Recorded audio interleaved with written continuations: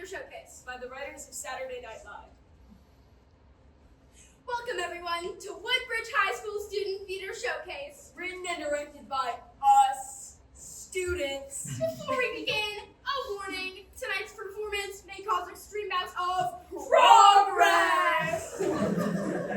Now, without further ado, please enjoy Mirror to America, a reflection of you. Help! I am dying! Will somebody help? Beep, beep, I have a meeting. Beep, beep, I have a party. Beep, beep, I need to tweet. Will no one stop to help? I'm dying! Oh no! There's been a death! Check his license. What's his name? It says The Earth. Okay, now, let's set things up. Who wants to hear a joke? Me! The joke is, they call it SeaWorld, but they don't see the world. They See walls. They See tanks. They See nothing. So before you go to SeaWorld, see yourself. You got the tank. Ma'am, would you like to be held in captivity? No. Would you like to be separated from your children? Oh my God. Now do you see World. When I was little, my mama used to brush my hair every night just to get out the tangles. Then one night I went to her room and I said, "Mama, I have a bad tangle." But she was dead. So treasure your parents, because you never know when they will be around to help you with life's tangles. Now today's show isn't just a show, it's also a seed. a seed that will sprout change in our town, and hopefully the whole world. And now, without further ado, please enjoy Pulse of Progress, Heartbeat of Change. The time now, the place, any high school in America. Who's that guy? He's weird. He's a nerd. He'll never be anything. But what happens if we fast forward 30 years? Who's that guy? He's the president.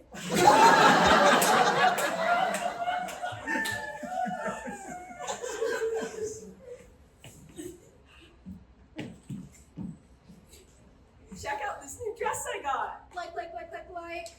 I had a rough day today. Feeling kind of sad. Like. I need some help. I think I'm depressed. Like. Next time, don't like. Love. Did you finish that paperwork? Yes. Rush.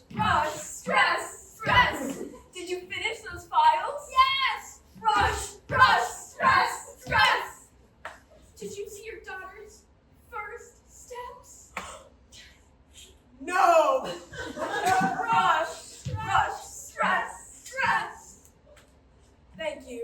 Now it is time for a brief intermission during which we will all be laying on stage asleep like our Congress. Feel free to come up here and look at us up close.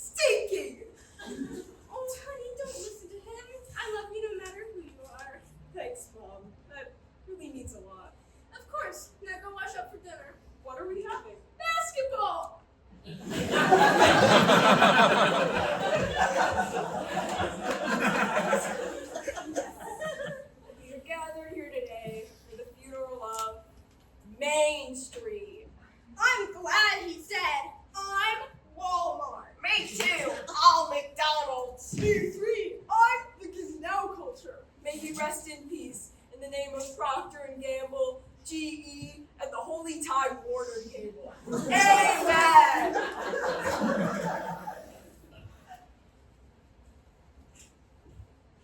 When you go to Starbucks, do you even look at the people around you?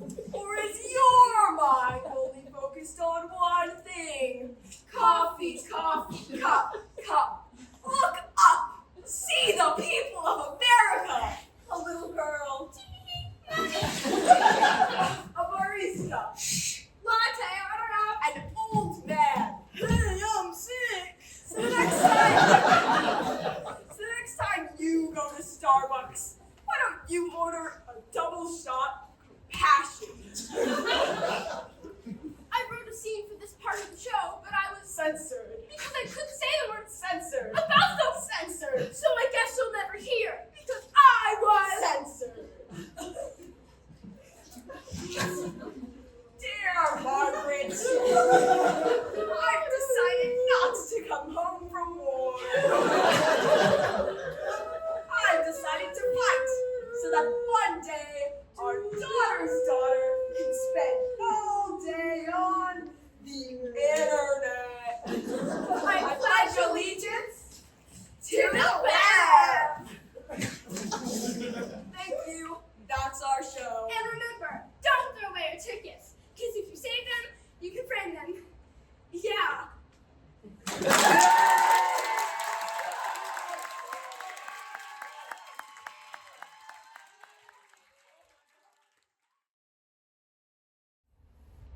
You're on vacation in Florida when you decide to go for one. Greenery surrounds you, the birds are chirping, and the crawdads are singing. You approach water when it seems that the nature around you halts. A predator is nearby. A crocodile, ready to charge, appears in front of you, stopping you dead in your tracks. After training for and learning what to do when a crocodile is ready to chase after you, you prepare to outsprint this animal. Luckily, you're wearing one of the best shoes to run in, the Nike Pegasus Trail 5. They're comfortable and waterproof. Will keep your shoes nice and dry as you're running for your life. After quickly bolting away, easily weaving in between trees, you escape and make it safe to human civilization. You might be wondering, how are you able to run so well in these dependent shoes? Well, let me take you on a 4x8 relay in less than 8 minutes to discuss how they look and feel of the Nike Pegasus Trail 5 Vortex, makes them superior to all others, how they outrun the competition, how Nike hawks down when it comes to environmental practices. The Nike React X, the Nike Pegasus Trail 5 Vortex are waterproof trail running shoes in the Nike Pegasus Trail series. When buying these shoes, there are two things that make them superb: how they look and how they feel. Although having the prettiest shoes might not matter and improve how well you run, when running at night, it is helpful to wear shoes that allow drivers to see you. And since these shoes have metallic pieces on the front and side, they make them perfect for nighttime running. Not only is safety important, but so is having a sturdy midsole. From the different sports I play, the worst feeling is to run with any type of running shoe and feel like you're running on bare concrete. Many shoes' midsoles are created with either the process of injection or compression, with the process of injection being more environmentally friendly, but providing a less energy return, and the process of compression giving a better energy return, but is more expensive. After 5 years of testing and research to create a perfect balance, Nike pioneered the React X midsole. It's a combination of ethylene vinyl acetate and thermoplastic elastomers, which make it cheaper to make and reduce the energy return by 13%. Two of the Nike Pegasus Trail 5 Vortex biggest competitors in the trail running shoes are the Fresh Foam X Hero V8 Vortex by New Balance and the Process Vortex by Solomon. When determining which shoes are better, 4 things to be considered: the cost of each shoe, credibility or reliability of the brand, the percentage of recycled materials, and the variety of colors. The Fresh Foam X Hero V8 Vortex retails for around $170. The Speed Process Vortex is around $5 cheaper and retails for around $165. The Nike Pegasus Trail 5 Vortex retails for around $170, but you can get them for as low as $119. And recently, I've seen them for even less at an outlet mall. Since Nike Pegasus Trail 5 competitors retail for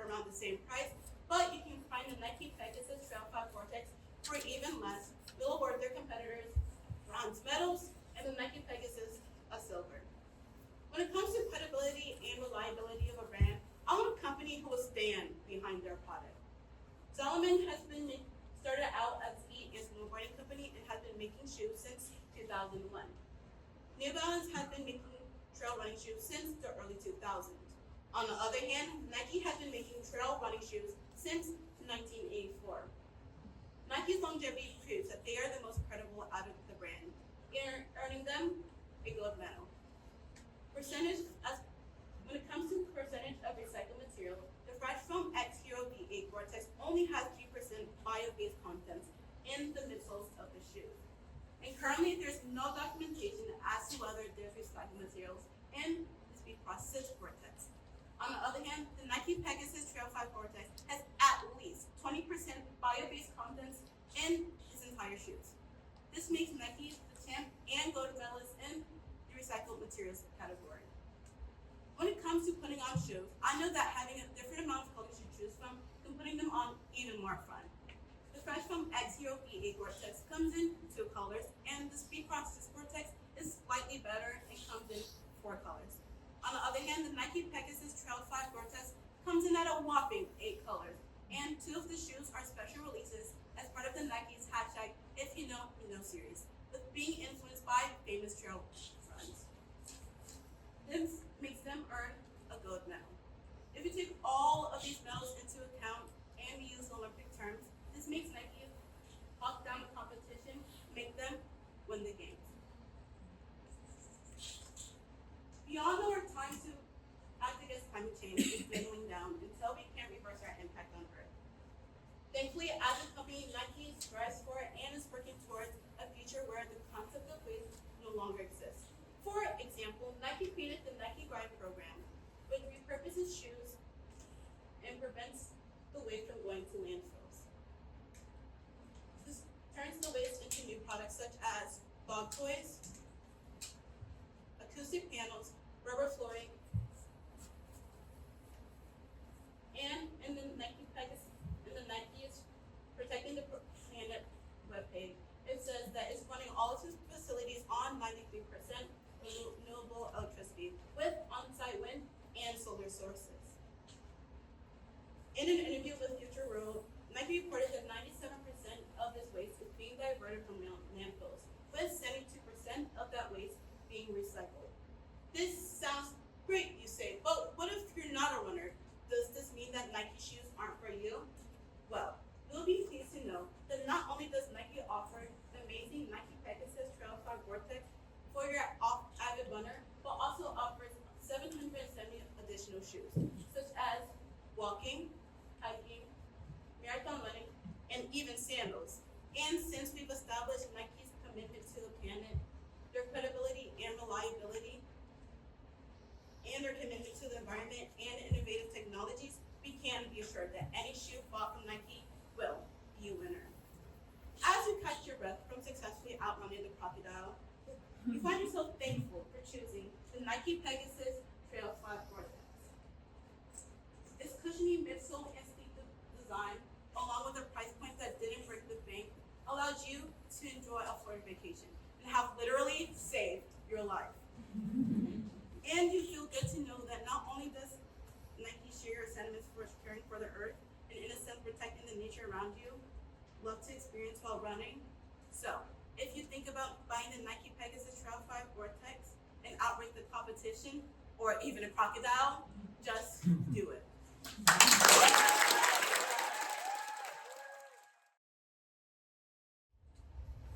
How many people here remember the last time they ate a peanut, or even thought about a peanut? If you have an allergy, when's the last time you thought about avoiding peanuts? Like it or not, this particular piece of produce has been permeating society for hundreds of years. Now, please prepare yourselves. I'm going to attempt to summarize centuries of history, a brief biography, a popular peanut product, and an astounding plot twist in under 8 measly minutes. This study tale starts east of the Andes Mountains in the heart of South America, where the common peanut was born. Peanuts are a natural mix of 2 native South American plants, the A. duranensis and A. eventus. Evidently, this mixture of plants had to have some very unique characteristics to become the incredibly popular product we know today. As according to the Peanut Institute.org, millions of peanuts are grown and sold across the world, including in the United States, India, Africa, and China. But how did the peanut that originated in South America become so globally significant? Flashback to the ancient Incan and Aztec empires of South America. Peanuts, in addition to being relatively easy to cultivate, were widely appreciated for their medicinal and nutritional properties, though they were never as popular as plants like corn or beans. Even so, peanuts were often reserved for the wealthy, with some peanut rituals involving the common folk watching the wealthy eat peanuts. According to a 2018 article with the Journal of Ethnobiology, peanuts were also seen as a symbol for the life and death cycle. This led to rituals where peanuts were buried with the dead. For example, the lord of an ancient Peruvian society was buried with an assortment of incredibly valuable artifacts, one of which was a silver and gold necklace modeled after peanuts. This unassuming crop was even sacrificed to the ancient Incan creator god, Viracocha. But as impressive as peanuts were all those years ago, they are obviously much more common and have a different societal role today than they used to have. Viracocha is much less relevant in modern culture, whereas peanuts today can create an entire MIFA forensics piece.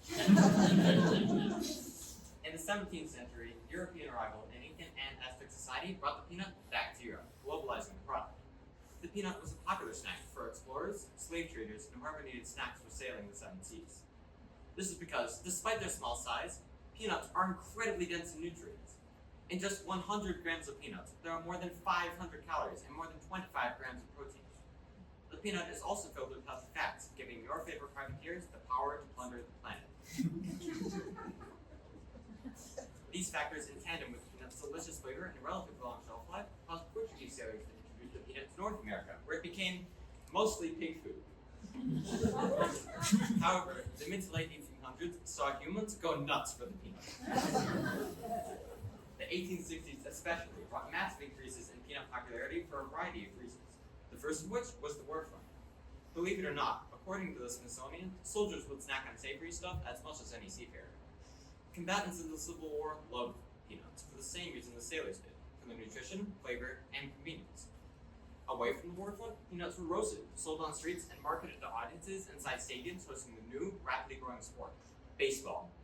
This iconic pairing of peanuts and the ball game helped keep peanuts in the zeitgeist. Demand for the nut skyrocketed, with peanuts being popular as anything from candy to oil. This period of peanuts is also recognizable by one rather infamous person in particular, almost sharing the name of a past president. George Washington Carver entered the peanut scene with a bang, with Biography.com claiming he created over 300 different products out of peanuts. Born in 1864 into slavery, Carver grew up to be a college-educated botanist and had an arguably unhealthy love for both sweet potatoes and peanuts. Throughout his life, using peanuts at some point in the process, Carver created countless pre-existing products. While some were somewhat normal, Carver's peanut escapades went off the rails and well into absurdity, with inventions including synthetic rubbers, metal polish, meat tenderizer, wood stains, glue, shaving cream, insecticide, axle grease, and nitroglycerin. That last one is especially impressive because, if you haven't noticed, peanuts are really good at not doing this.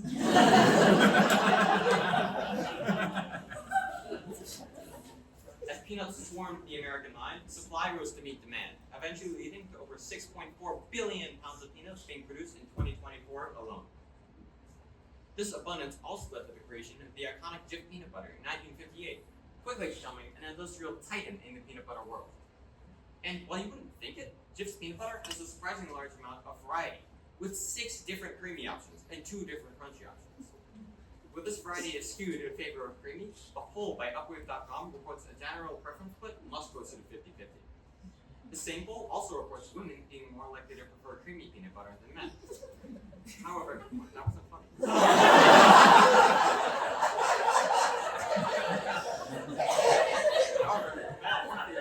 Some people can't eat any peanuts or peanut products at all due to being born with a life-threatening allergy.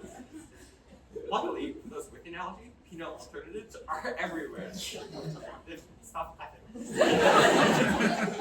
Various creations of George Washington Carver never became incredibly popular. So if you have an allergy, you can still lubricate the axles on your car without risking your life. There are even alternatives for peanut-centric products like peanut butter. Which brings us to a pivotal plot twist in this speech. Drum roll, please. Peanuts are not a nut. They're a legume. That means they're more similar to black beans than they are to cashews.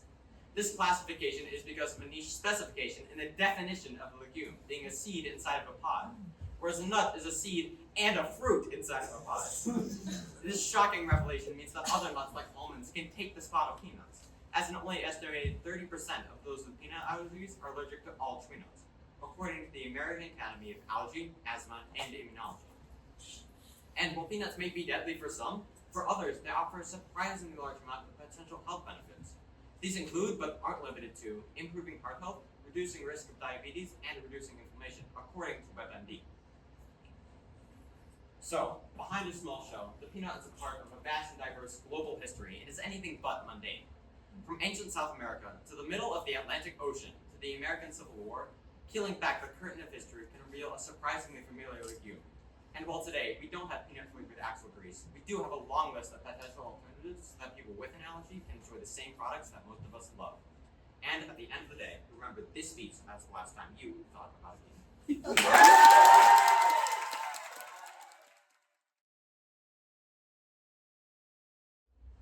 In the month of October, 1886, London was startled by a crime of singular ferocity and rendered all the more notable by the high position of the victim. The details were few and startling. A maidservant, living alone in a house not far from the river, had gone upstairs to bed about 11. Although a fog had rolled over the city in the small hours, the early part of the night was cloudless, and the lane, which the maid's window overlooked, was brilliantly lit by a full moon. And as she so sat, she became aware of an aged, beautiful gentleman, and of people advancing to meet him, another and very small gentleman, to whom at first she paid less attention. Mr. Edward Hyde is a strange case. He is merciless, crass, and animalistic. He gives the impression of deformity without any nameable malformation. Who is he? What is he hiding? And how does the respectable Dr. Henry Jekyll, acclaimed chemist and friend of Gabriel John Utterson, know him? Blackmail? Some long hidden debauchery from his youth? Or could it be they're not as separate as they may first appear? The Strange Case of Dr. Jekyll and Mr. Hyde by Robert Louis Stevenson. When they had come within speech, which was just under the maid's eye, the older man bowed and accosted the other with a very pretty manner of politeness. It did not seem as if the subject of his address were of any particular importance. Indeed, from his pointing, it seemed he were merely inquiring the way. Presently, her eye wandered to the other, in whom she was surprised to recognize certain Mr. Hyde, who had once visited her master, and for whom she had conceived a dislike. He had in his hand a heavy cane with which he was trifling, but he answered never a word and seemed to listen with an ill-contained impatience. And then, all of a sudden, he broke out in a great flame of anger, stamping his foot, brandishing his cane, and carrying on, as the maid later described it, like a madman. The old gentleman took a step back, with the air of one much surprised and a trifle hurt. And at that, Mr. Hyde broke with all bounds and clubbed him into the earth, and was as though trampling him underfoot, hailing down a storm of blows under which bones cracked, and the body thumped upon the roadway.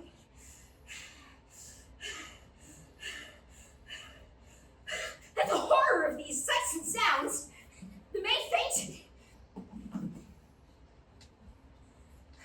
It was 2 o'clock when she came to herself and called for the police. Although the murderer was gone long ago, there lay his victim in the lane, incredibly mangled.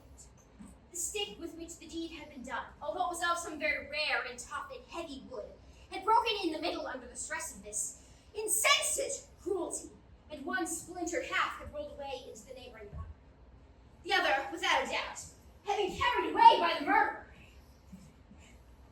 A purse and gold were found upon the victim, but no cards or papers, except for a sealed and stamped envelope, which he had probably been carrying to post, and which bore the name and address of Mr. Utterson. This was brought before the lawyer the next morning, before he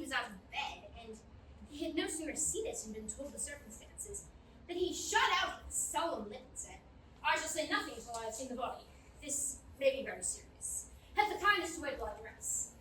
And it was with the same grave countenance that he hurried through breakfast and drove to the police station, whither the body had been carried. As soon as he came into the cell, he nodded. Yes, he said. I recognize him. I'm sorry to say that this is Sir Denver's Carew. Good God, sir, exclaimed the officer. Is it possible? And the next moment, his eye lighted with a professional ambition. This will make a deal of noise, he said, and perhaps you can help us to the man. And he briefly narrated what the maid had seen and showed the broken stick. Mr. Utterson had already quailed at the name of Hyde, but when the stick was laid before him, he could doubt it no longer. Broken and battered as it was, he recognized it for one he himself had presented many years before to Henry Jekyll. Is this Mr. Hyde a person of small stature? He inquired. Particularly small and particularly wicked-looking is what the maid calls him, said the officer. Mr. Utterson reflected and then, raising his head, if you will come with me to my cab, he said, I think I can show you to his house. As the cab drew up to the address indicated, the fog lifted a little and showed him a dingy street and a gin palace. And the next moment, the fog settled down again upon that part, as brown as umber, and cut him off from his blackguardly surroundings. This was the home of Henry Jekyll's favorite, of a man who was heir to $250,000 sterling. An ivory-faced and silvery-haired old woman answered the door. She had an evil face, smoothed by hypocrisy, but her manners were excellent. Yes, she said, this was Mr. Hyde's, but he was not at home. He had been that night very late, and he had got away again in less than an hour. There was nothing strange in that. His habits were very irregular, and he was often absent. For instance, it was nearly 2 months since I had seen him until yesterday. Very well then, we wish to see his rooms. And when the woman began to declare it impossible, I had better tell you who this person is, he said. This is Inspector Newcomen of Scotland Yard. A flash of odious joy appeared upon the woman's face. Ah, said she, he is in trouble. What has he done? Mr. Utterson and the inspector exchanged glances. They didn't seem a very popular sort, remarked the latter. And now, my good woman, just let me and this gentleman have a look about us. In the hall of the house, which, but for the old woman, remained otherwise empty, Mr. Hyde had only used a couple of rooms, but these were furnished with luxury and good taste. Presently, however, the rooms bore every mark of having been recently and hurriedly ransacked. Clothes laid about the floor with their pockets inside out. Lock-fast drawers stood open, and there on the hearth there lay a pile of gray ashes, as though many papers had been burnt. From these embers, the inspector disinterested the butt end of a green checkbook. The other half of the stick was found lying behind the door, and as this cinched his suspicions, the officer declared himself delighted. A visit to the bank, where several £1,000s were found to be lying to the murderer's credit, completed his gratification. You may depend on it, sir, he told Mr. Utterson.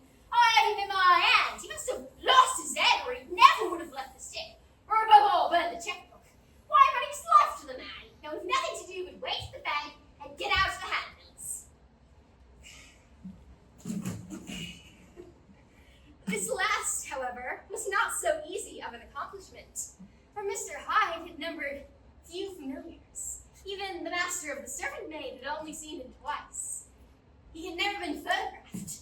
His family could nowhere be traced, and of the few who could describe him differed widely, as common observers will. Only on one point were they agreed, and that was the haunting sense of unexpressed deformity with which the fugitive impressed his beholders.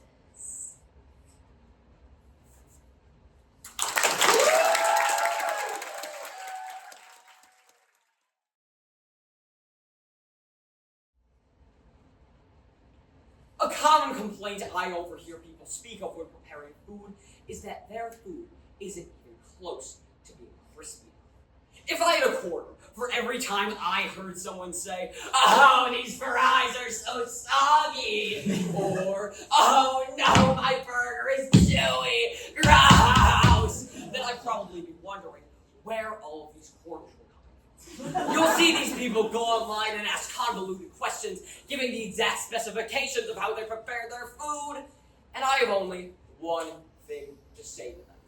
Clearly, they don't own an air fryer. My air fryer, by the name of the Power XL Vortex Air Fryer Pro Plus Tank Core Capacity Black 1700 watts, is one of the most powerful kitchen tools ever. But whoa. Hold on. I'm sure you're asking one of 4 questions at this point. 1. What is this air fryer magic you speak of? 2. I'm aware of what an air fryer is, but why should I get one? 3.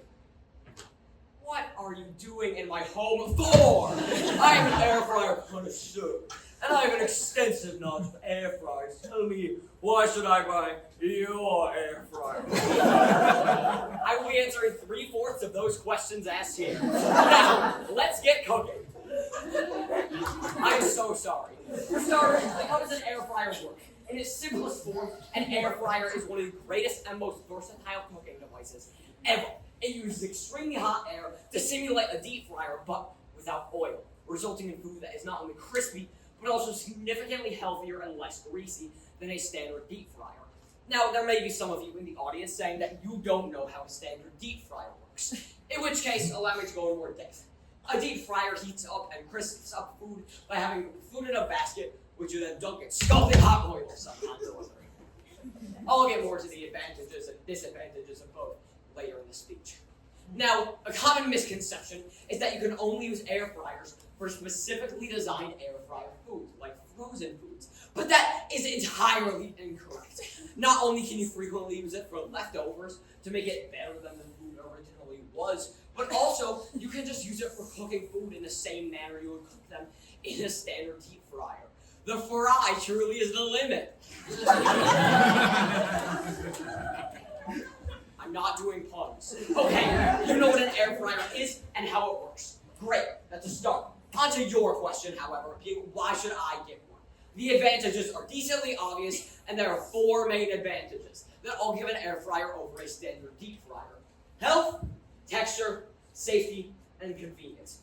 It's also important to discuss the environmental benefits of using an air fryer as opposed to a standard deep fryer. Now, cooking oil fumes contain PAHs, benzene, and formaldehyde, according to the National Institute of Health, which may cause oxidative damages to DNA and lipids. To people such as myself, who did not understand anything I just said, basically, you are dumping colossal amounts of toxic chemicals into your body whenever you cook with cooking oil. Not only that, but think partially about the environmental impacts of using oil. The long, arduous processes to make the oil. The oil can pollute groundwater. It's a significant fire hazard, not only to you, but to everywhere the oil goes. Chemical runoff.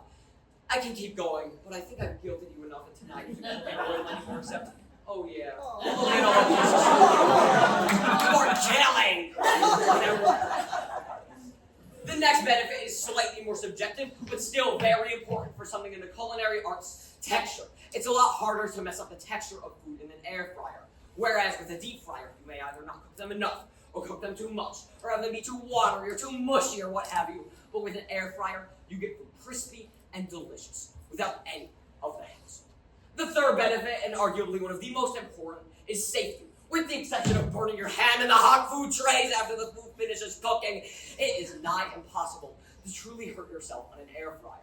Contrast that with most other cooking equipment, and you'll see that most equipment is significantly more dangerous than the humble air fryer. Ovens, you can very easily burn yourself by even standing near the oven door, and deep fryers I've already gone into detail about, but burning yourself on hot oil is a mistake that even experienced cooks make, much less novices. The final benefit is convenience. An air fryer is one of the single easiest kitchen gadgets to operate, whereas with most fryers, you just set a temperature and a time, press a button, and let it run its magic, while occasionally checking on it. There's no preheating or having to flip your food over, no complicated wiring, no nuclear fusion, no nothing. It is ridiculously easy for a beginner to use. Lastly, I'd like to go over the specific design of my air fryer. As said, my air fryer's official name is the Power XL Vortex Air Fryer Pro Plus 10 quart capacity, black 1700 watts. A mouthful, right? Many air fryers use a one basket system, which is certainly good and most definitely an improvement over, God forbid, a standard deep fryer.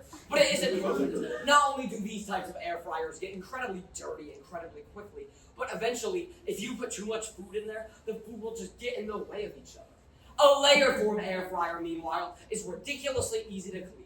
The food gets heated evenly, and you can fit an absurd amount of food in there. And that's just about the interior and logistics of how it actually cooks the food. There's way more. For its quality, this is one of the single cheapest air fryers on the market. Plugging in from Walmart, a cheap $71.06, that is staggeringly low compared to the usual $200+ price tags of these high-end air fryers. Don't believe me? The numbers should convince you. It beats out the $120 Ninja Air Fryer Pro AF141, not just in price, but in quality. $50 more for a basket air fryer? What are we, cavemen? I think look at this one. It seems innocuous enough until look at that. This Cuisinart air fryer, while it is a layered form air fryer, is $230.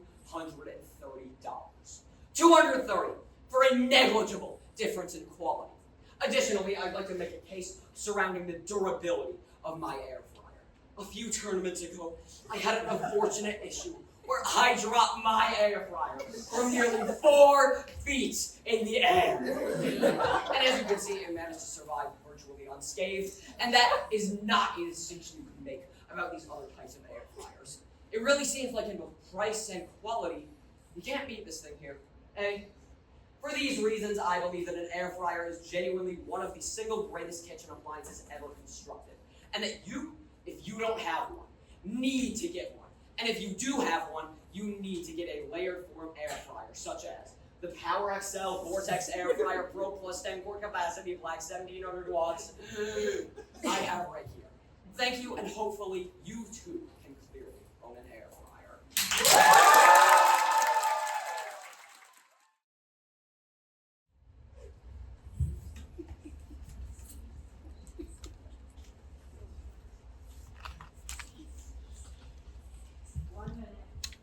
What I would love to do tonight is tell you that I had spent all season perfectly preparing this speech that I'm about to give to you.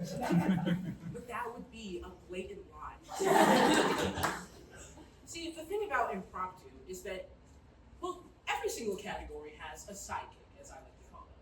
The interpreters have their stools and their chairs and their boxes. The PAs with their fancy visuals and durable air fryers. But me, I have a note card, a slip of paper, and a pencil. And I'm supposed to give you a high-quality speech.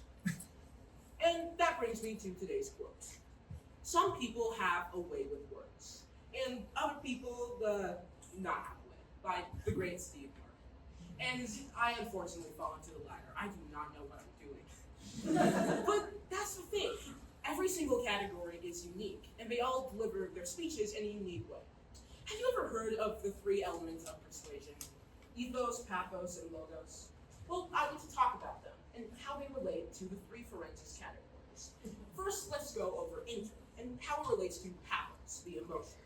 Second, I want to talk about PA and how it relates to logos, the logic of it all. And lastly, I'd like to talk about what I do, limited prep, and how it relates to ethos, which is credibility. So let's talk about inter. What about them? They're creative and poetic and prose-like. Every single word from them is perfectly curated to form an intrinsic masterpiece. Or so we're told. The truth about inter, it's, as you'll see from some of the pieces later tonight, is that it's not really the words that gets you. It's how they say them. The amount of emotion they deliver into every single line, every single word, that's what really gets you. You see, pathos is all about persuading the audience with emotion, and how they go about it doesn't revolve around the words, but how they deliver them. And let's contrast them with PA, which is sometimes a snooze fest. PA is all about your words, not exactly how you deliver them, but what they mean. See, the category of logos is logic, or basically telling you all the boring facts you don't really need to know. I mean, yes, his speech did make me want to buy an air fryer. But did I really need to know about the cost effectiveness and the benefits of oil? Just give me the food. I'm hungry. But you see, the thing is with PA, you need the logic because it helps them deliver their points effectively. If he just told you, buy an air fryer, would you listen to him? I mean, I would. He's my best friend. Would you? I really don't think so. And the thing about logos is that it's about logic. It's about coming to conclusions using points and knowledge to your advantage. And let's contrast that with what I do, which is limited prep. See, a friend of mine had a saying. Interp is for theater kids, PA is for debate kids, and limited prep is for lazy kids. That's not entirely the case. I do admit I have been a bit lazy this season, and that's why I haven't won. But you need to trust me. You see, in the elements of persuasion, ethos is all about credibility and trust. Now, I'm a freshman. This is like my first year actually doing a tournament in forensics. But trust me. You see, you might not trust me now, but you've been listening to my speech for the past 5-ish minutes. And if by the end of it I don't have you hooked, I really hope I do. You see, some people have a way with words. I unfortunately am not one of those people. If I was an interpreter with my fancy blocking and chair spins, I'm sure I would. Or if I was a PA and could reference and dance around my little note card, my little board full of slides, then I'm sure I would. But I simply don't have that. I have a note card, a pencil, a slip of paper, and my brain. But maybe I do have a way with words. So let's recap. Today we talked about interp and how it relates to pathos, the emotion of it all. And secondly, we talked about general PA and how it relates to logos, the logic and boring facts.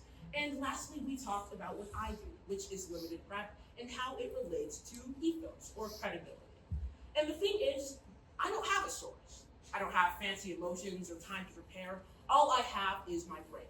And my brain isn't really a credible or site-worthy source, but it's all I have.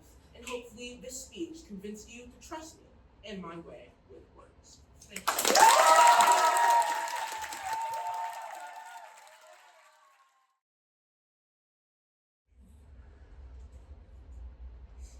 Hello, welcome to the Brothers Grimm Spectaculathon! Written by Don Zelitis. A little background to begin. The Brothers Grimm were brothers named Grimm. They're dead now.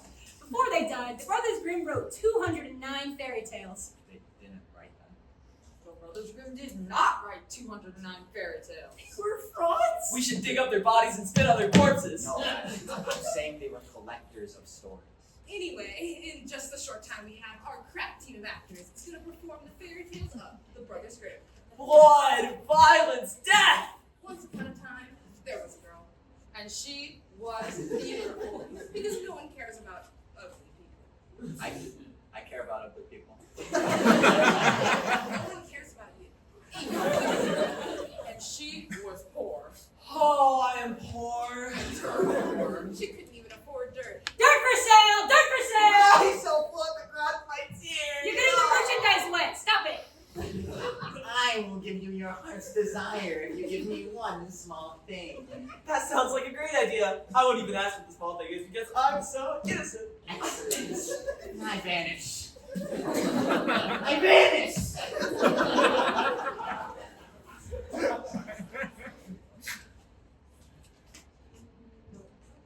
Hey there, hot stuff! Oh wait, that's me! Are you a prince? Of darkness! Why don't you just sign this one small contract and you shall conceive a beautiful daughter? That sounds like a great idea.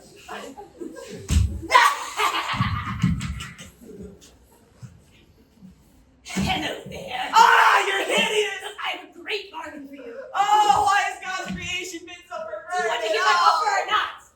Sure, you're probably trustworthy. I shall make you rich. Rich, I tell you, beyond your wildest dreams. It was a good day for the girl. She fell in love with the prince. Alright, you're hot. Let's get married. Score! Whoa, how did that happen? Well, you see, kids, when a prince and a princess love each other very much, magic. That's where babies come from.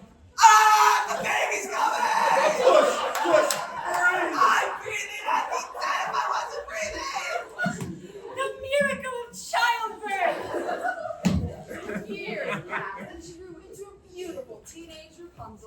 you going to wear your hair like that? You can't tell me what to do. I'm your mother. So I'm gonna go hang with the frog prince. Oh, he's just using you. He loves me.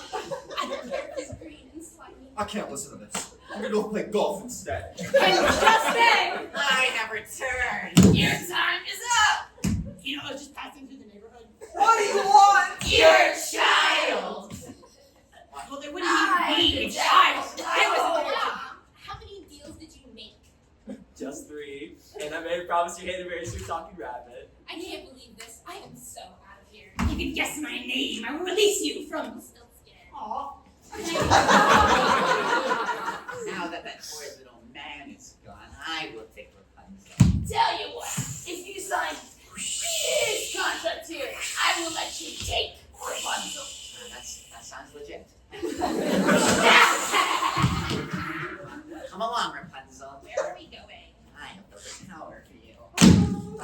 So the enchantress took Rapunzel and locked her in a high tower. Rapunzel grew really long hair and eventually found her prince. The end. That was only like 1.5 stories. Yeah, how about the other 207 and a half? And where's the blood?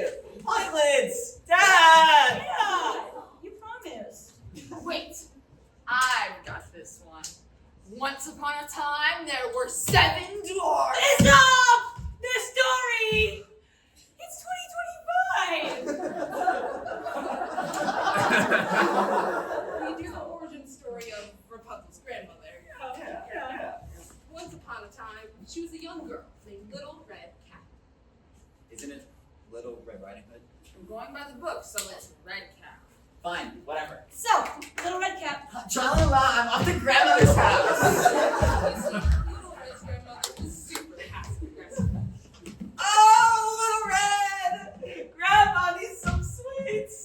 Well, I guess you're too busy, so I'll just starve here all alone, dying of hunger. If only someone loved me. Grandma really knows how to turn on the gifts. Well, I guess I'll just have to go into these dark and scary woods alone. Don't go in there! La-la-la. Oh no! It's a wolf! What do you think you're doing?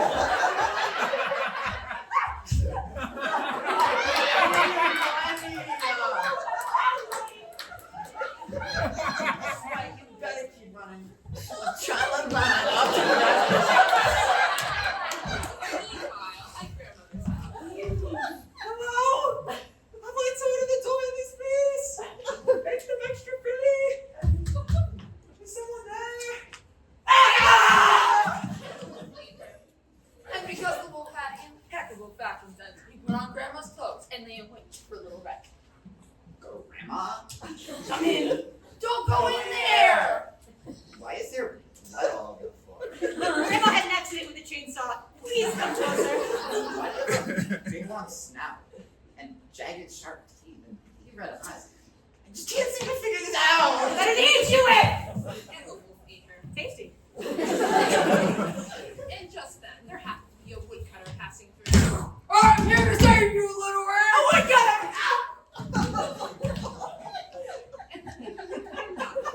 Conscious. Why don't I just slice open his stomach like I do every wolf I knock unconscious? What's up? It was dark in there. Oh. What are we gonna do with this here wolf? I've got an idea.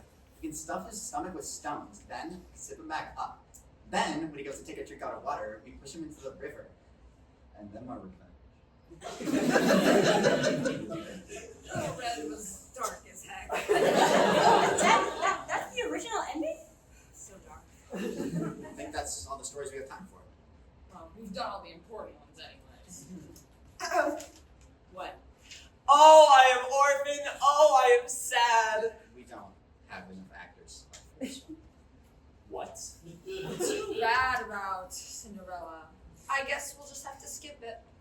Now you listen to me, you little rejects from Nickelodeon. This is my chance to be a star. Got it? Once upon a time, there lived a girl named Cinderella. Okay, so her mother died, and her father remarried. Cinderella's stepmother had 2 daughters. Look what the cat dragged in. No, we gotta get ready for the ball. Of course you can. Not. You're gonna get us ready for the ball. Cinderella dressed both processions for the ball. Life for the mystery and tales. If only my fairy godmother were here, she would take me to the ball. My fairy. It was a swarm of birds! Aren't I supposed to have a fairy godmother? No, we're going by the original. No fairy godmother. Well, tell me the pumpkin turns into a coach. You walk there. Now I shall walk to the ball. Well, hello there. Hermione, what's your name? I'm Cinderella. Righto, come here and give us a taste, love. You dance divinely. All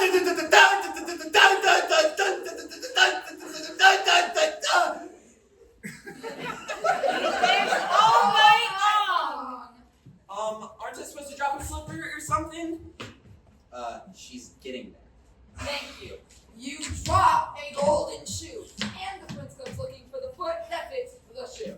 Any of you darlings lost a shoe? I did. Let me see that. And she...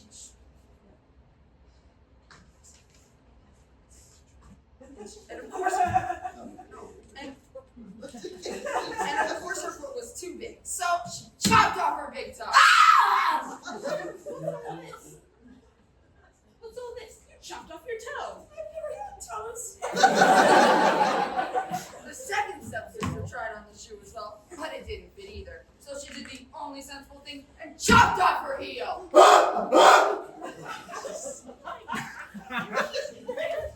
I did it for you.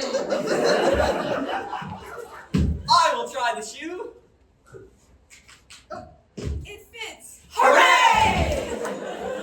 We all lived happily ever after. And we're almost out of time. So just in case you dozed off after eating that big dinner.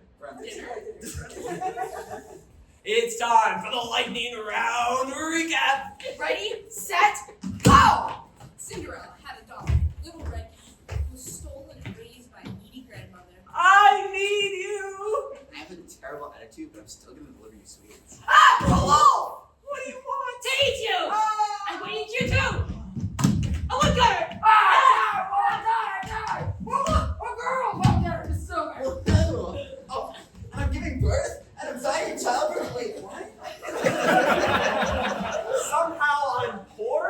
Hey, look, a devil, an enchantress, and a weird guy. Promise me one. Deal. Hey, you're hot. Let's get married. Okay, then look, a magic painting. I hate you all because I'm a teenager. I have a tower for you. You can have her as long as you sign this contract. And they all lived happily ever after. I sure hope that deal I made with the devil doesn't have any repercussions. The end.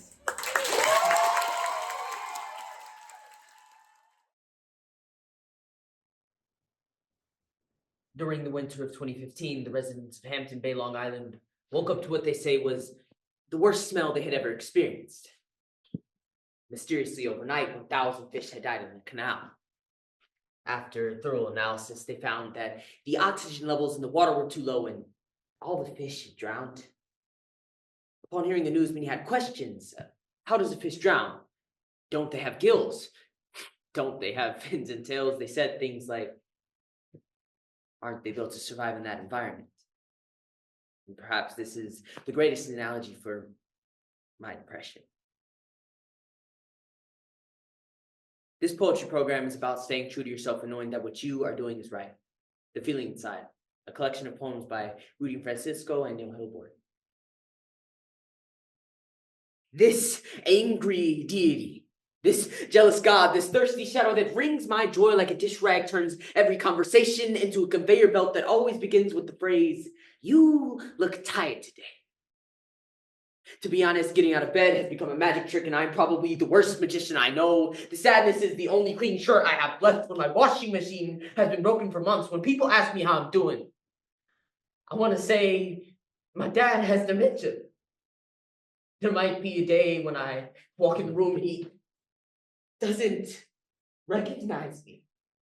And I've always wanted us to start all over, but I guess you have to be careful what you ask for. I guess when you pray, you have to be just a little more specific. I want to say crickets have been known to eat their own wings, and I too have a tendency to destroy what helps me get off the ground. I really want to say that I'm not in a good place right now, but that's not a polite answer. So instead, I pretend like it's Halloween. I jack-o'-lantern my face into something that's acceptable, and I tell others I'm fine. Until it sounds like the truth, but sometimes there was a hook me chained to the ankle of it. I'm doing okay. Sometimes I'm fine is the easiest way to say it. I don't want to talk about it. Sometimes all the oxygen in the womb becomes water. I feel like I'm sinking to the bottom, like I'm running out of air, but I promised myself that I won't be another drowning fish. So I put my socks on, but in the wrong order, and now I'm gonna get hit by a car, I think, as I put my boots on anyway. I'm supposed to resist compulsions when I feel capable because it makes the misfiring neurons weaker. Well, today I'm feeling capable of lots of stuff. So I guess that means today I'm fighting my brain when the brain says you're gonna bleed out on the sidewalk. I'll say, then the grass will have something to drink. When the brain says, this is the day that you go to that bridge. Then I'll say, but there are so many bridges. Nothing gets toward me dead without the consequences. Because on days like this, I think of all the things I could be, and I choose to be happy. I think of all the accessories I could wear, and I choose a smile. On days like this, I think of all the names I could call myself, and I say,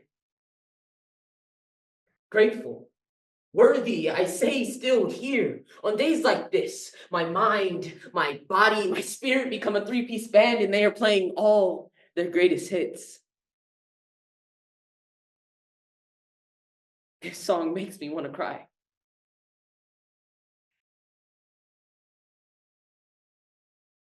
I want to hear it.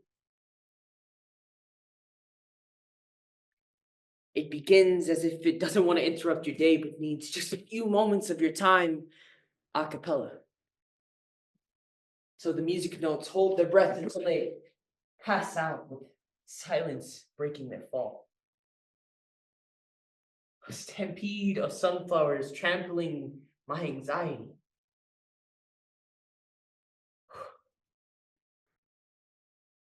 I breathe. I close my eyes. Loneliness dissipates, and I let the song drive me home. Maybe all the things we've been through exist somewhere inside a melody. I don't know much, but I know a few things about self-care. Sometimes it looks like playing your favorite song and dancing like the room is on fire, but you are an ice cube that does not know how to melt. I know a few things about my spirit. It's not something I can point to or draw a picture of, but I know it's there. I can feel it when I breathe, and it holds me together on days when I feel like falling apart. I know a few things about my spirit. It's hard to see when the sun isn't bright, but regardless, it's there. It's always there, like the moon and the stars. Sometimes I look up at the night sky and I'm reminded that people and planets aren't so different. See, we all have our own orbits. Our energy decides what comes into our atmosphere. We all have our own gravity. When you find yourself flailing in an ocean of, why is this happening to me? When you feel like your guardian angel put in his 2 weeks notice 2 months ago and just decided not to tell you. When you feel like God is just another babysitter that is always on the phone when you get punched in the esophagus by a fistful of life, remember, it doesn't matter if the glass is half full or half empty, there was water in the cup. Drink it and stop complaining. Remember, you are still here. The human heart beats approximately 4,000 times per hour, and each pulse, each throb, each palpitation is a trophy engraved with the words, "You are still alive. You are still alive." So act like it. So I will not die in this canal. Because I know there's a version of me somewhere in the future. He's looking at this moment right here and he's saying,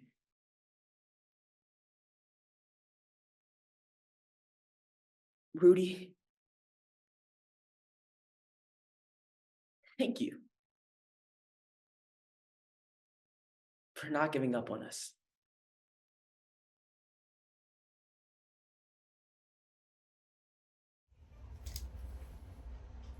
Once upon a time, there lived a monster named Rumble Buttercup.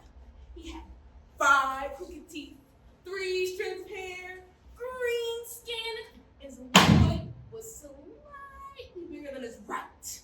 He was weird. And so, Rumble worried that anyone saw him, they would be scared or run away or throw rocks at his head. So, he spent his entire life hidden underground in a rain drain in the middle of town where no one could see him. But he could still see them laughing and playing, singing and dancing, walking dogs and jumping rope. But most of all, not being weird. Imagine being so insecure you have to spend your entire life hidden in a rain drain. I know you can't, but we're about to meet someone who does. Rumble Buttercup by Matthew Gray Guter. Living underground wasn't all bad though. One day, when reaching a garbage can, it took 2 lollipops, a piece of chewed gum, 3 strands of spaghetti, some melted licorice rope, a petrified pretzel, a handful of candy corn, and created Candy Corn Carl. Candy Corn Carl was his best friend in the world, and they would talk for hours a day. Okay, well, hang in there, Carl. Get it? Hang in there. Because you're hung on the wall.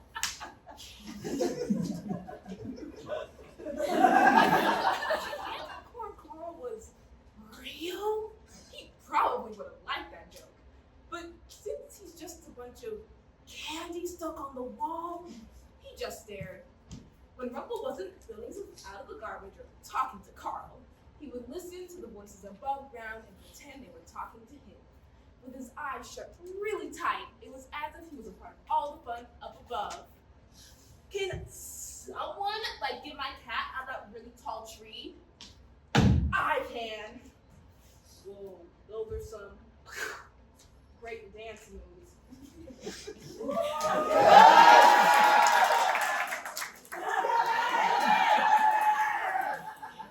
Thanks. But when Rumble opened his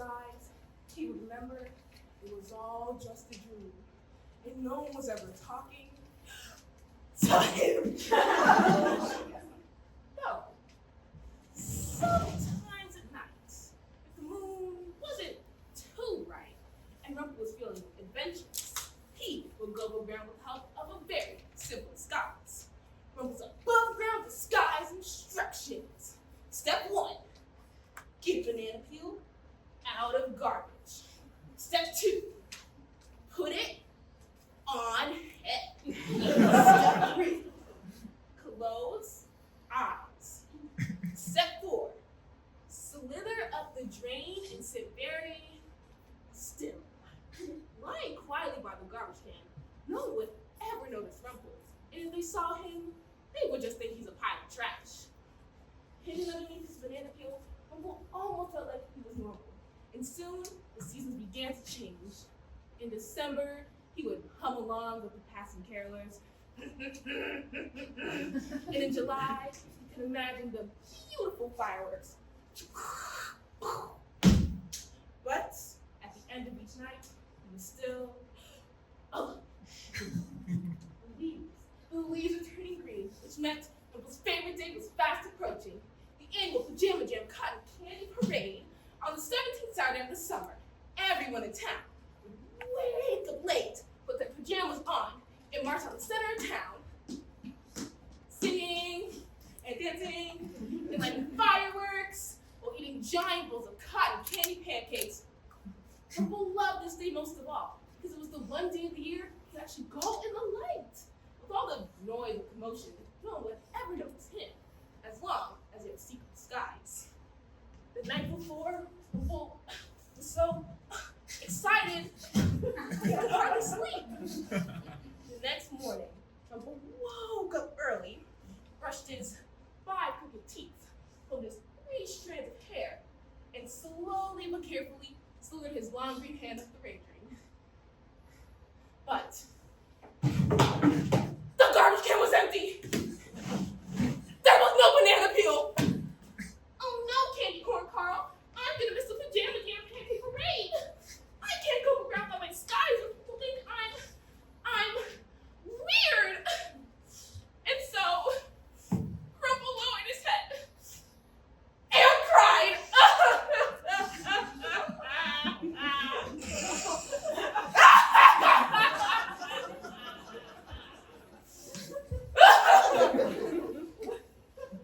Until he heard a voice. Aren't you gonna watch the parade this year, mister? Rumpel couldn't believe it. Was Candy Corn Carl finally talking to him after all these years?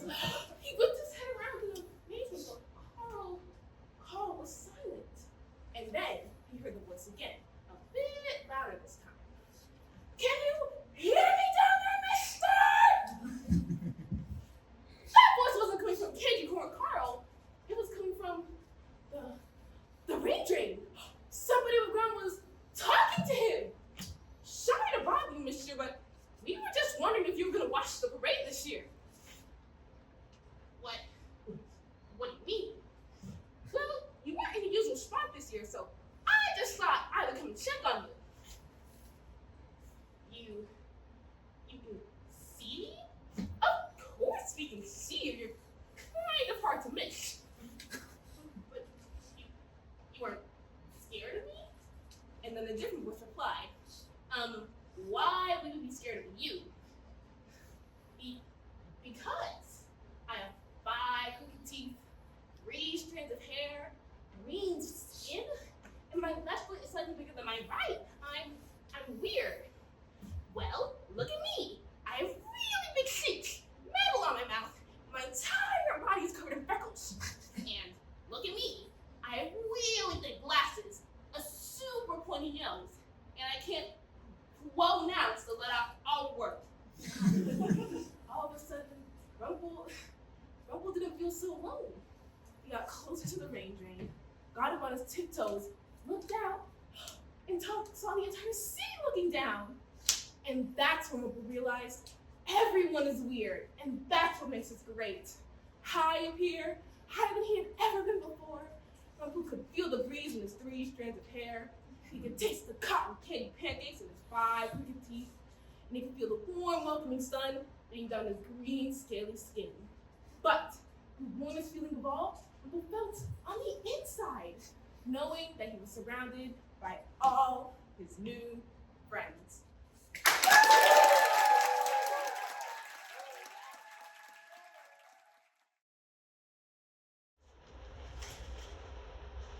I wish I were a boy.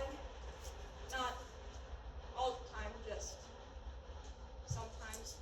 I wish I could put on eyeliner and glitter and actually look good and have girls whisper about me in bookshops because I look like a character from their favorite book. This is a wicked, evil, satanic movement. They want to recruit and brainwash our children right when the hormones start kicking in. Obviously, it's working, but aren't you exhausted? Don't you remember when someone loved you without knowing or questioning what you were? How far from my own vantage, pieces would never fall together just right. Pause to kiss your shoulder. How I wanted someone to do that for me, to hold my head steady. And it is nonsense, it is evil, it is wicked, it is sinful to hold my head steady. I'm more beautiful than you, and I would like to be loved. I'm getting concerned about the monomaniacs who make their entire lives about dead naming and transvestigations. Think of them like termites. They get into the wood of your house and they eat away at the very moral fabric of the foundation of our country. I don't see any women wanting to break down the doors to men's restrooms or locker rooms. Why is it always the men who want to break down the doors to the women's restrooms and locker rooms? I know the answer because I'm a man. It's obvious what's happening here. We're a bunch of perverts.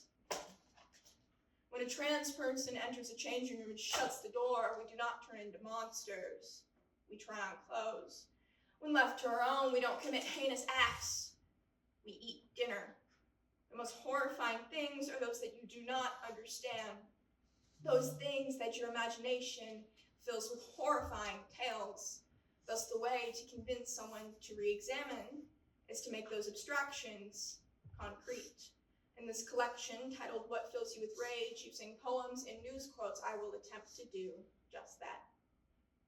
Being transgender is who you are, and the pain is just what happens. The pain is what happens when you, the world, go at each other's throats. I believe that gender ideology is one of the greatest evils in human history. There is nothing that they can threaten me with that make me back down from this fight. I'd rather be dead than surrender to this madness, and it is simple as that for me. It is day infinity of everyone wanting me dead. People are having fun bringing lemon squares and automatic artillery to anti-trans community meetings. Divorce legislators argue about pedophile cults and surgery in infants and whatever happened forever ago. You are wanting to save humankind for posterity. Basically a modern-day Noah. You have the ability to be a modern-day Noah. How many same-sex couples would you take from the humans and from the animals to put on a spacecraft to perpetuate humanity in the wildlife kingdom? I like to think it lives in the swamps, the bogs I grew up on that keep my lungs dripping in melodrama. How sometimes when I feel emotions, I can't tell if I'm drowning or if I'm too full or if a decisive or indecisive way of being. That if this body is up for grabs, filled with flowers, gold, and pearls, or maybe for once, I would be seen as pretty. I wish I were a boy with dark fluff hair that I love to mess up and shake that makes everyone stop and stare. As a queer person, what fills you with rage? The lack of representation, the lack of positions of power held by queer people, because there aren't people like us making laws for people like us. You can't vote on whether homosexuality is a right or a wrong. It is Pip's moral law. Our founding fathers would be infuriated to find out the Constitution was being interpreted to allow sodomites to marry. As a queer person, what fills you with rage? Everything fills me with rage. The world wasn't built for you and all the shit that's going on here. Roe v. Wade, anti-trans legislation. It's enraging. It's so interesting to feel all this hope and euphoria in our own little bubbles here, but you can't but be helped but to be filled with rage at what's happening outside outside. It's hard to keep it together sometimes, especially after a month of celebrating, and then you go into the post-Pride months. You bottle it up, and you're expected to contain it because they've given us a month. You're expected to wait and perform it again next year. As a queer person, what fills you with rage? I wish I were a boy, so I'd finally look cute in dresses and skirts and pants and suits. There are days where I have to forget what it is to become transgender, forget how bathrooms become battlefields, forget the fists that follow me, forget how their violent trails leave scratches on my skin. It always draws blood, unclean and infected. Forget how their hands are the ones who first placed suicide in my skull. Call me a joke, call me a lie, call me deceptive, invalid. Forget how I will not only fight against the whole world, but also my own body. I refuse to bow down to a movement that I believe is doing demonstrable harm and seeks to erode the word woman as political and biological class and often recover predators like few before it. To forget that in every moment I'm in danger, that I do not know what it is to feel rest and calm in my blood and body like warm water submergence. Forget how a person can look at me and see something other than human. There are days where I have to force myself to forget what it is to be trans. As a queer person, what fills you with rage?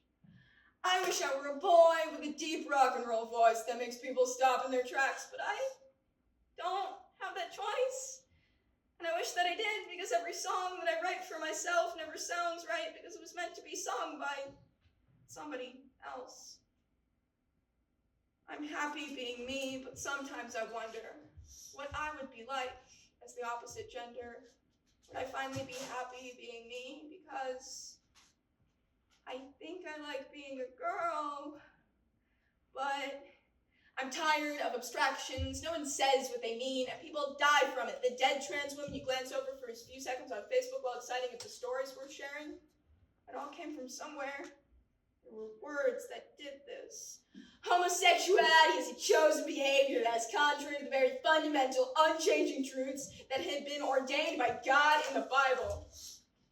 There were hands and guns and teeth and flesh and hair and blood and men and women and laws and policies and politics and police and witnesses that did this. How long can I keep tricking you into thinking that what I'm doing is poetry, not me begging you to let us live?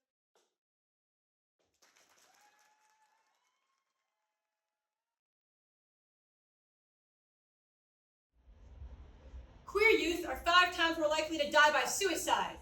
Means that when your mother asked you what was wrong, you were 5 times more likely to believe you'd lose her if you spoke the truth.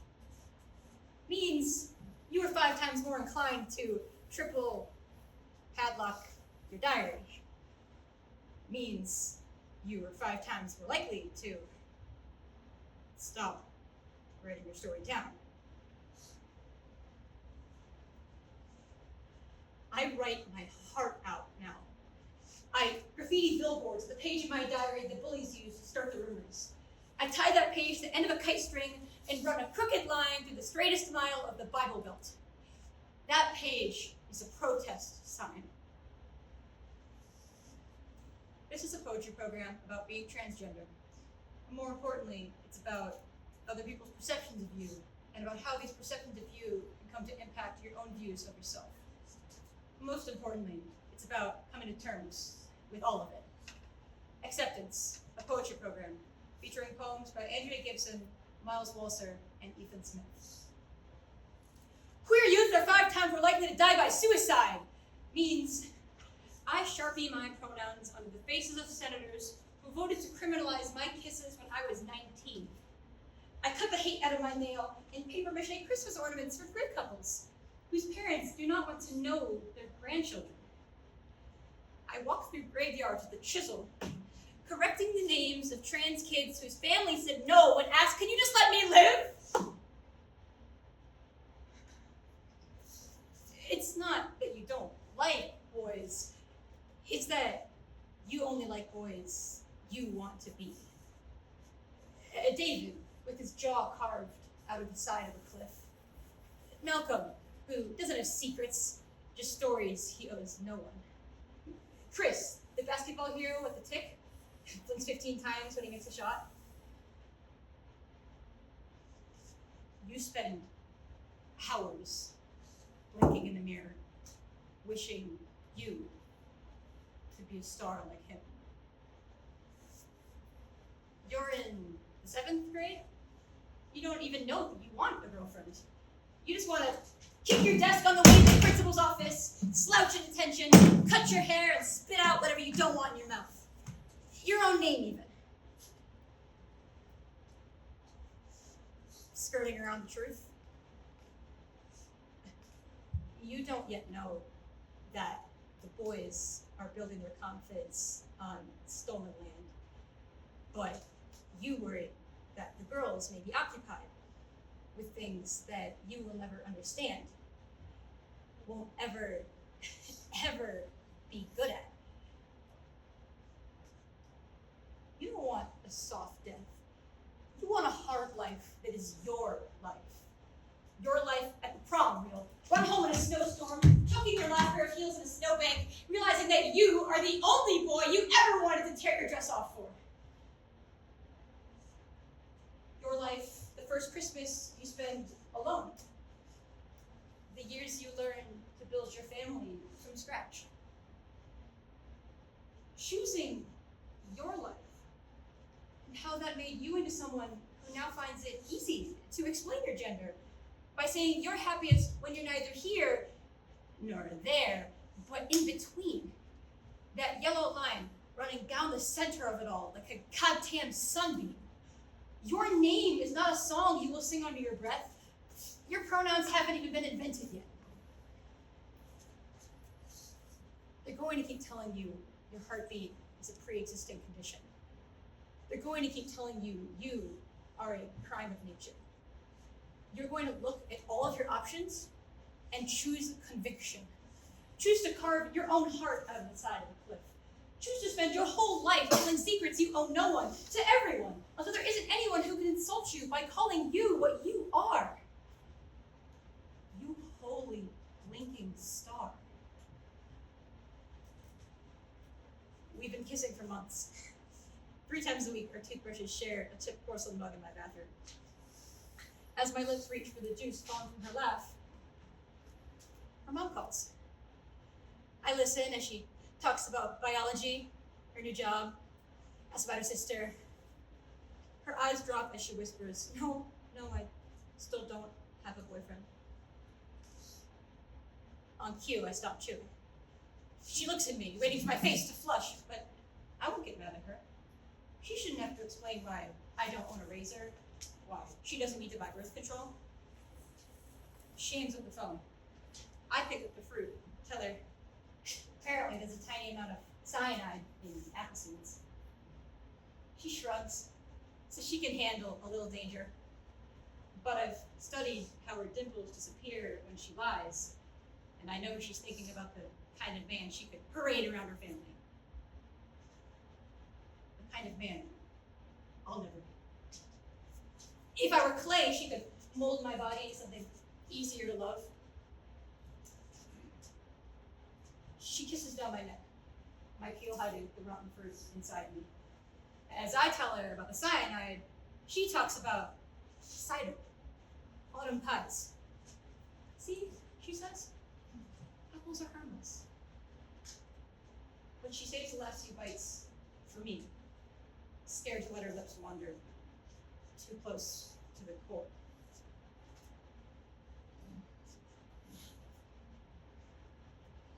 Dear Emily, every time I watch baseball, a voice I no longer recognize whispers, Ethan, do you remember when you were going to be the first girl to play in the major leagues? But to be honest, Emily, I don't. Dad told me that like it was someone else's bedtime story. The year you turned 11 was the first time you said out loud that you didn't want to live anymore. In therapy, you said you wouldn't make it to 21. On my 21st birthday, I thought about you. You were right. At 19, you started to fade. I tried to cross you out. like a line in my memoir I wish I could erase completely. And maybe I'm misunderstanding the definition of death, but even though parts of you still exist, you are not here. I've been trying to write this letter for 6 months. I still can't decide if it should be an apology or not. But now you will never hear Emily Smith announce at a college graduation, get married, give birth. When the prescribed testosterone started taking effect, my body stopped producing potential for new life every month. I thought about your children, and I am sorry, but all you can do is wonder if you ever had a place. You did. You still do. Don't forget that. Yours, Ethan. P.S. I never hated you. Because I, like most of my queer friends, don't have a child. I have millions. From Nebraska to Chechnya to the Baptist church where I grew up. My pride in them is a parade. I know won't keep all of them alive, but I keep cutting my diary into confetti to throw at their hopes when they float by, scared or furious or laughing or in love, and desperate for the headline to say, queer youth are 5 times more likely to know there's a word that's sent in the air after it rains, to see lifelines about telephone wires and call a friend who's having a bad day, to know there is no universe in which they would not be proud of their own children, to see you, how you dream of seeing yourself 5 times more likely to need us to do the same.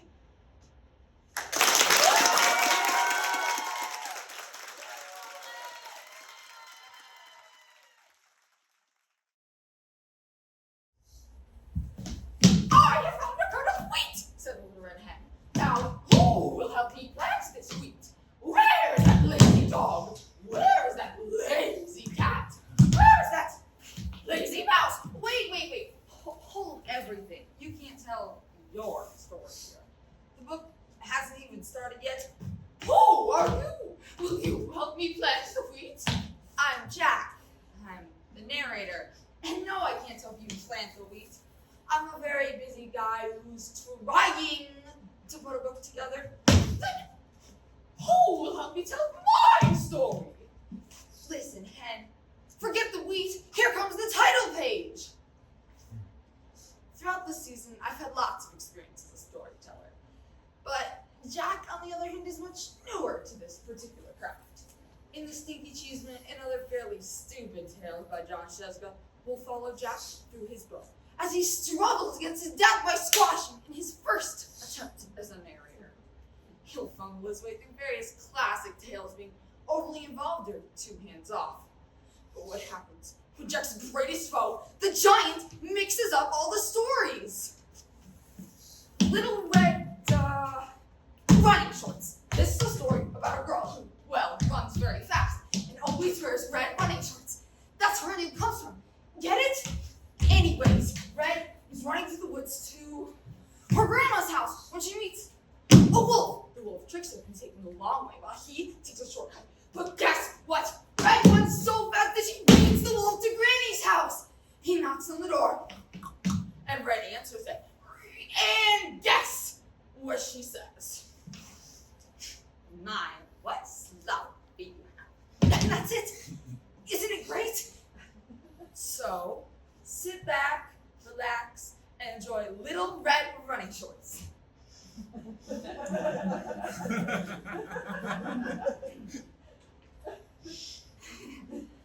now, like I already said, Little Red Running Shorts!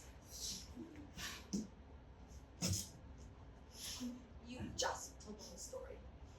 You're not going to tell it again. But you can't do that! You're supposed to start with a once upon a time. No, you blew it, said the wolf. Let's go, Wolf. Here, out of here. But your story is supposed to be 3 whole pages long. What do I do when we turn the page? Right.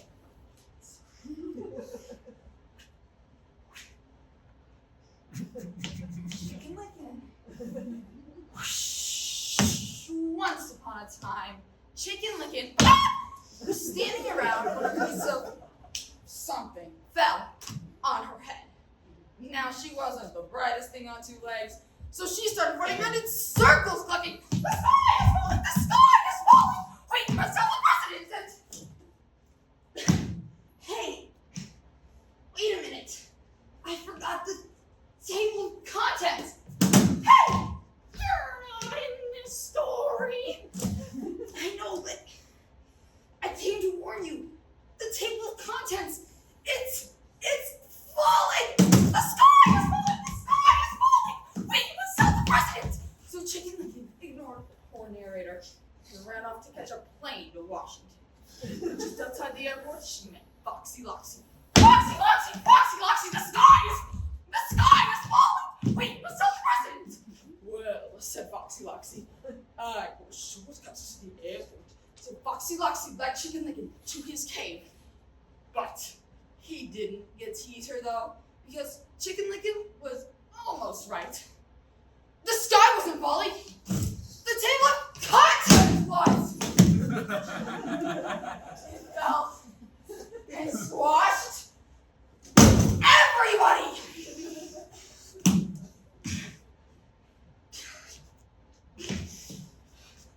Okay.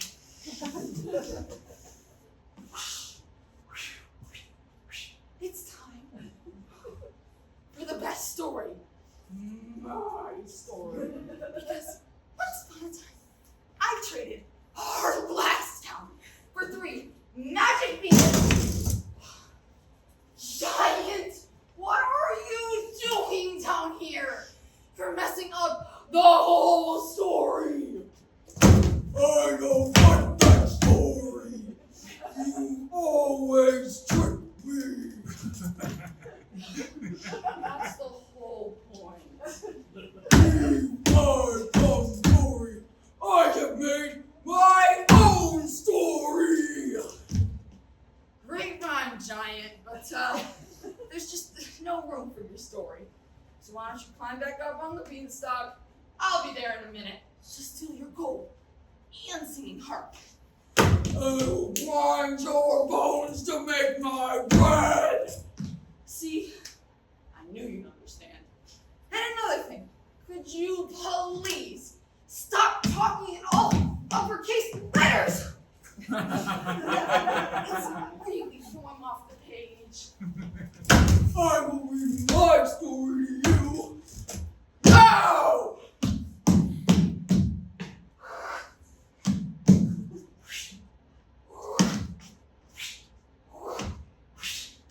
The end.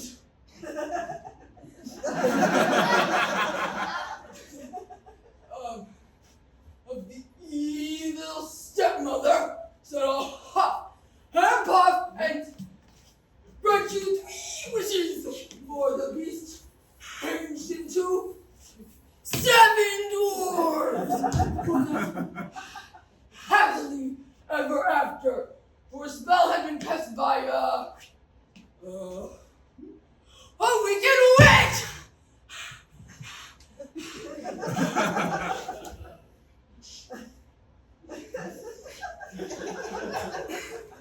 Wait, that's your story?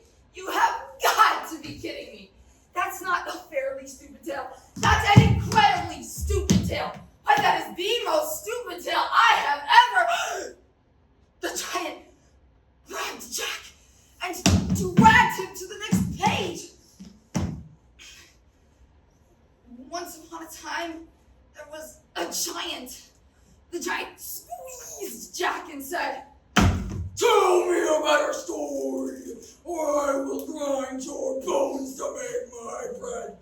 And when your story is finished, I will grind your bones to make my bread anyway! The giant laughed an ugly laugh. And Jack thought, he'll kill me if I do. He'll kill me if I don't. There's only one way to get out of this. So Jack cleared his throat. And then began his story.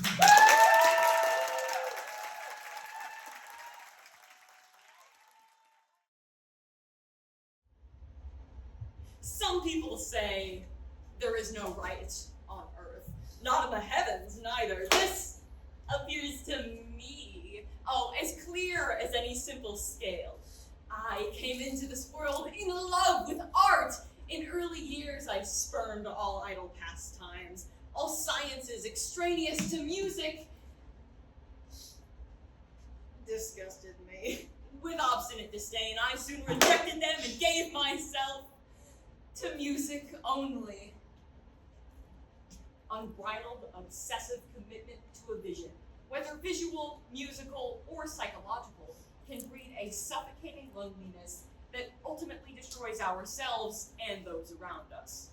This program reveals how a misguided passion to heal a mind can teeter into madness, how devotion to art can become destructive, and how the human mind can transform creativity into catastrophe. A program including Amadeus by Peter Shaffer, The Yellow Wallpaper by Charlotte Perkins Gilman, and The Opal Portrait by Edgar Allan Poe. Evil was the hour when the maiden saw, loved, and wedded the painter. He, studious, austere, and already having a bride in his art. She, a maiden of rarest beauty, and not more lovely than full of glee, hating only the art, which was her rival. It was thus a terrible thing for this lady to hear the painter speak of his desire to portray his young bride. Hard the initial step and dull the initial path, yet I overcame the first adversities. I put up craft to constitute the pedestal of art. I turned into a craftsman. I cut up music like a corpse. Then only dared I give myself to the sweet languor of creative fancy. I started to compose. For days, both sleep and food forgotten, the thrill and tears of inspiration savored.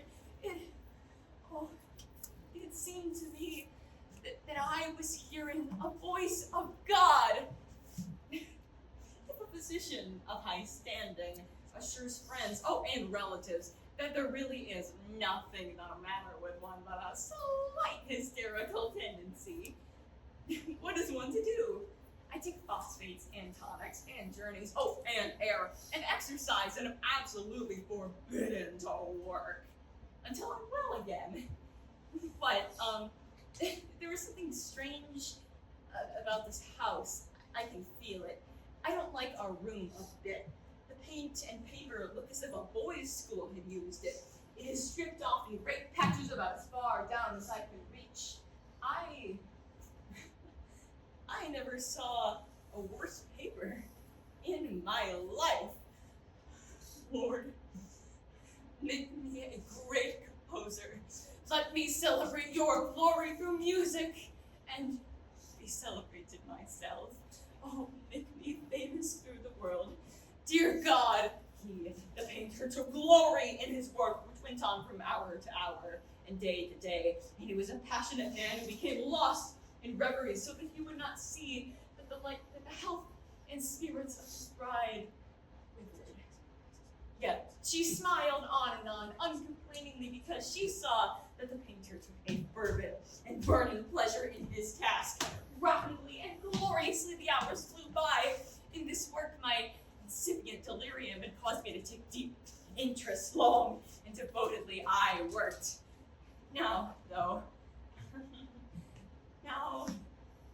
a madness began in me. The madness of a man splitting in half through my influence.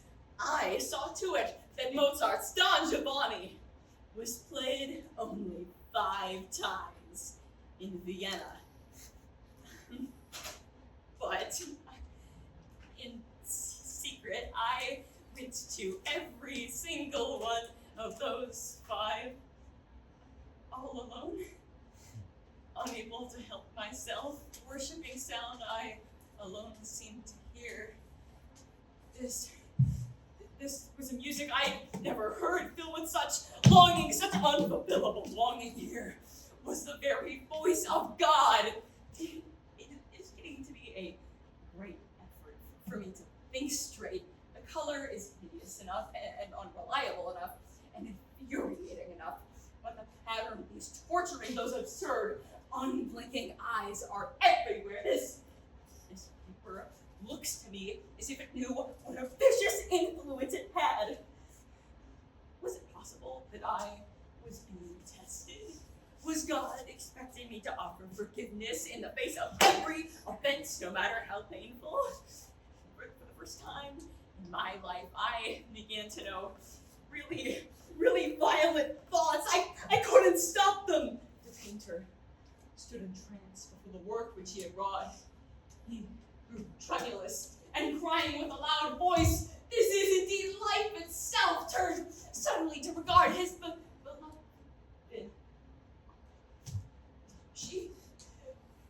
She was dead! Where is rightness? When the sacred gift, immortal genius, comes not in reward for love, for total self-rejection, for work and for exertion and for prayers. What did it matter? Good, patient, hard-working, chaste, what did it matter? I burned my work and frigidly observed how my ideas, the sounds that I had begotten, took flame and disappeared in the light smoke. Goodness is nothing in the furnace of art, and I was nothing to God. I'm getting angry enough to do something desperate. I see a way, a terrible way, that I would finally triumph over God, my torturer.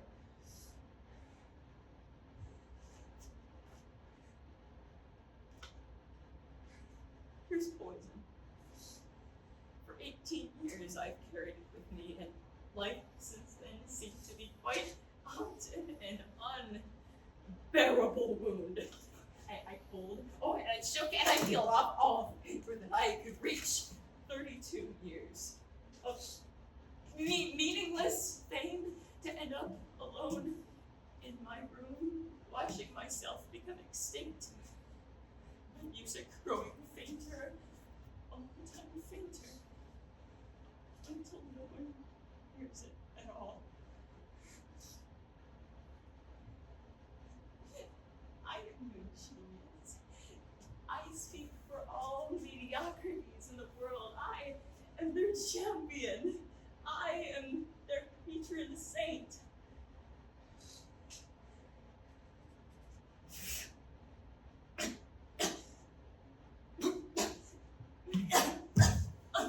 Here, I can creep smoothly along the wall, and my shoulder just fits in around that long smooch so that I cannot lose my way. It hurts. It soothes. As if at last I had fulfilled a heavy duty. As if at last the healing knife had chopped a suffering member off. It is so pleasant to be out in this great room and creep around as I please. Mediocrities everywhere. Now and to come, I absolve you all. Amen.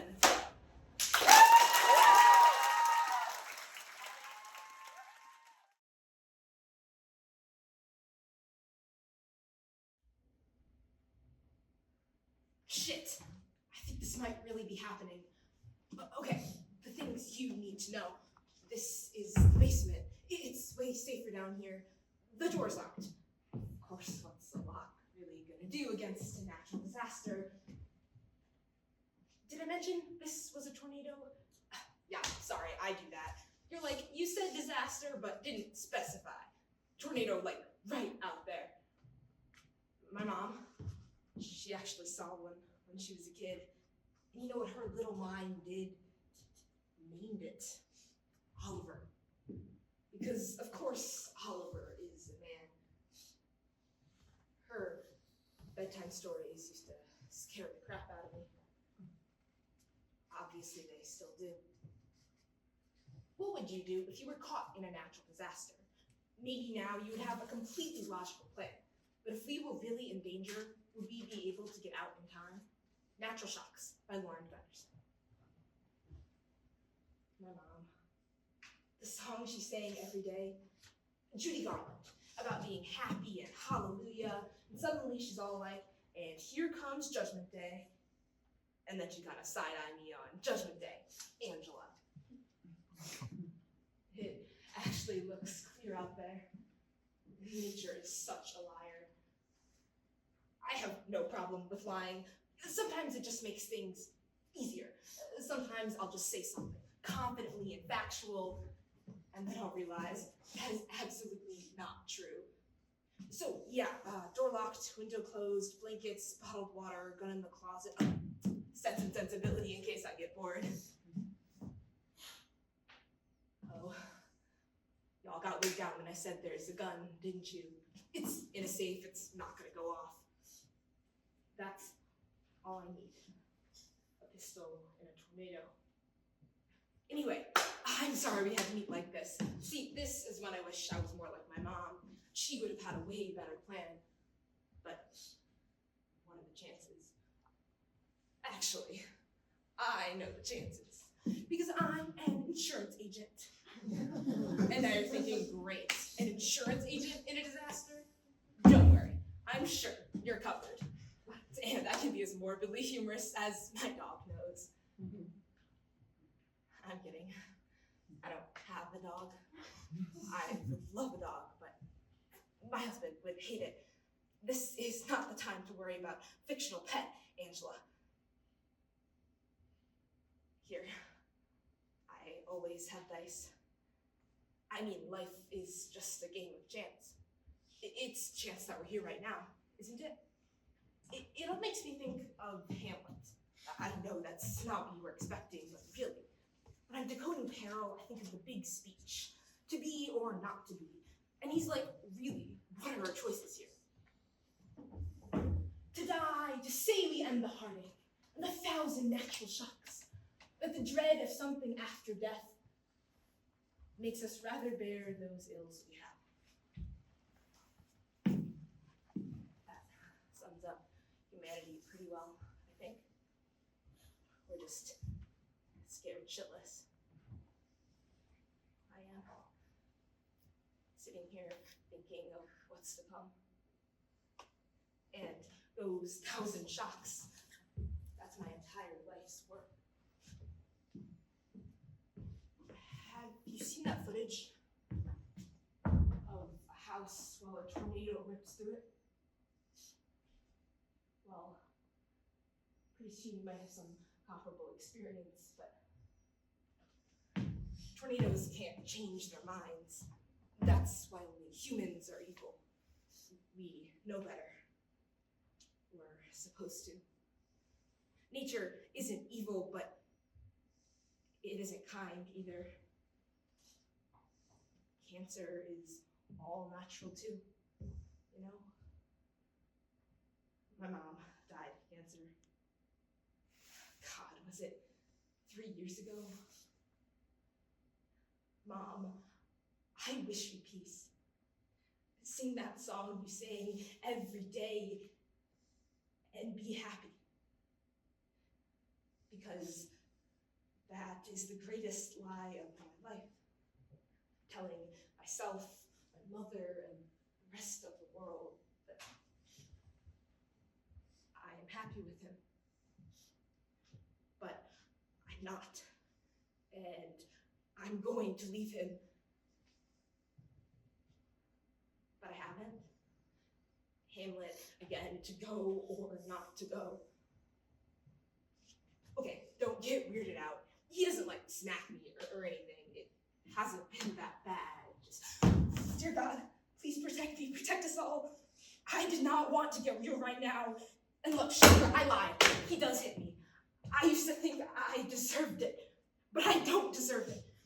I didn't deserve it when he threw me against the wall or when he smacked the veggie lasagna out of my hands. I don't even deserve the look he gets in his eyes.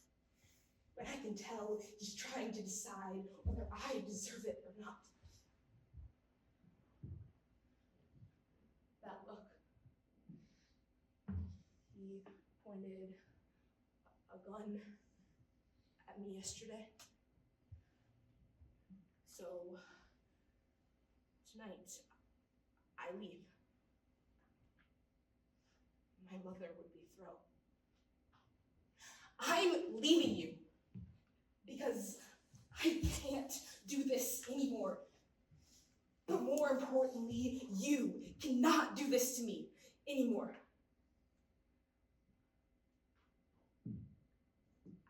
I said that to him.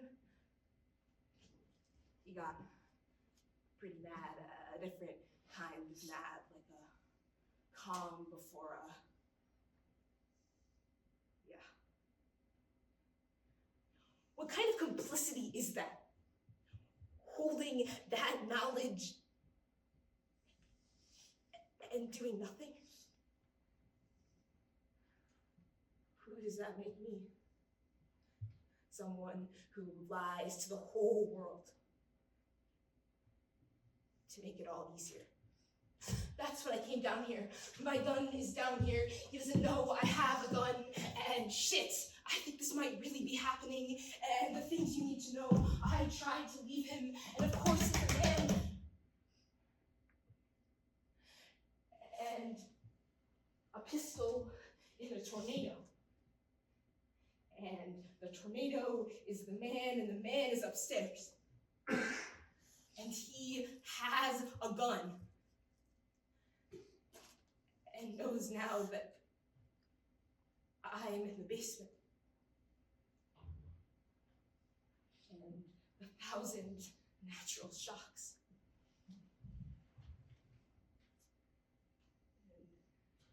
And things you need to know. I lied. There is no storm. There is only him. And I tell you this because after he shoots me with my own weapon, he will drive to a place and fire on a crowd. And you might be in it. Roll the dice. And they will find me. He's married. What can she tell us? That is the question. To be or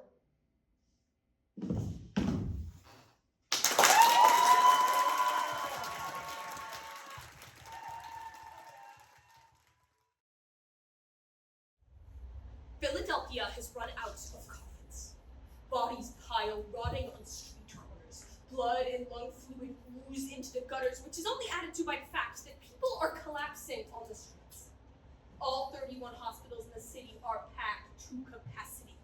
Newspapers shout, Germans facing worse situation since war began, burying the disease under headlines of World War I. Nurses make up to 40 house calls a day, treating people who live too sick to move the bodies of their dead family members. This new plague is everywhere. Across America, every town, every state, every single person is experiencing a catastrophe. It's October 1919, and influenza is wreaking havoc. Claiming 50 to 100 million lives worldwide, the influenza pandemic of 1918 was one of the deadliest pandemics in human history. Imagine COVID, but about 5 times worse. According to the Pan American Health Association, it killed 675,000 here in America alone, which is a higher death toll than soldier deaths in both world wars, Vietnam and Korea. Influenza is undoubtedly one of the darkest events of the 20th century. So how did this pandemic originate and spread? What really happened because of it? And why was America's response so ineffective? Join me in 1918 as we answer these questions, and maybe even bring some lessons back to our own time. Kansas, 1918, early March. The United States is at war, and the country's largest training camp, Camp Funston, is overcrowded. The Funston recruits include men from a rural Kansas county where a mysterious disease with a high death rate has just killed dozens.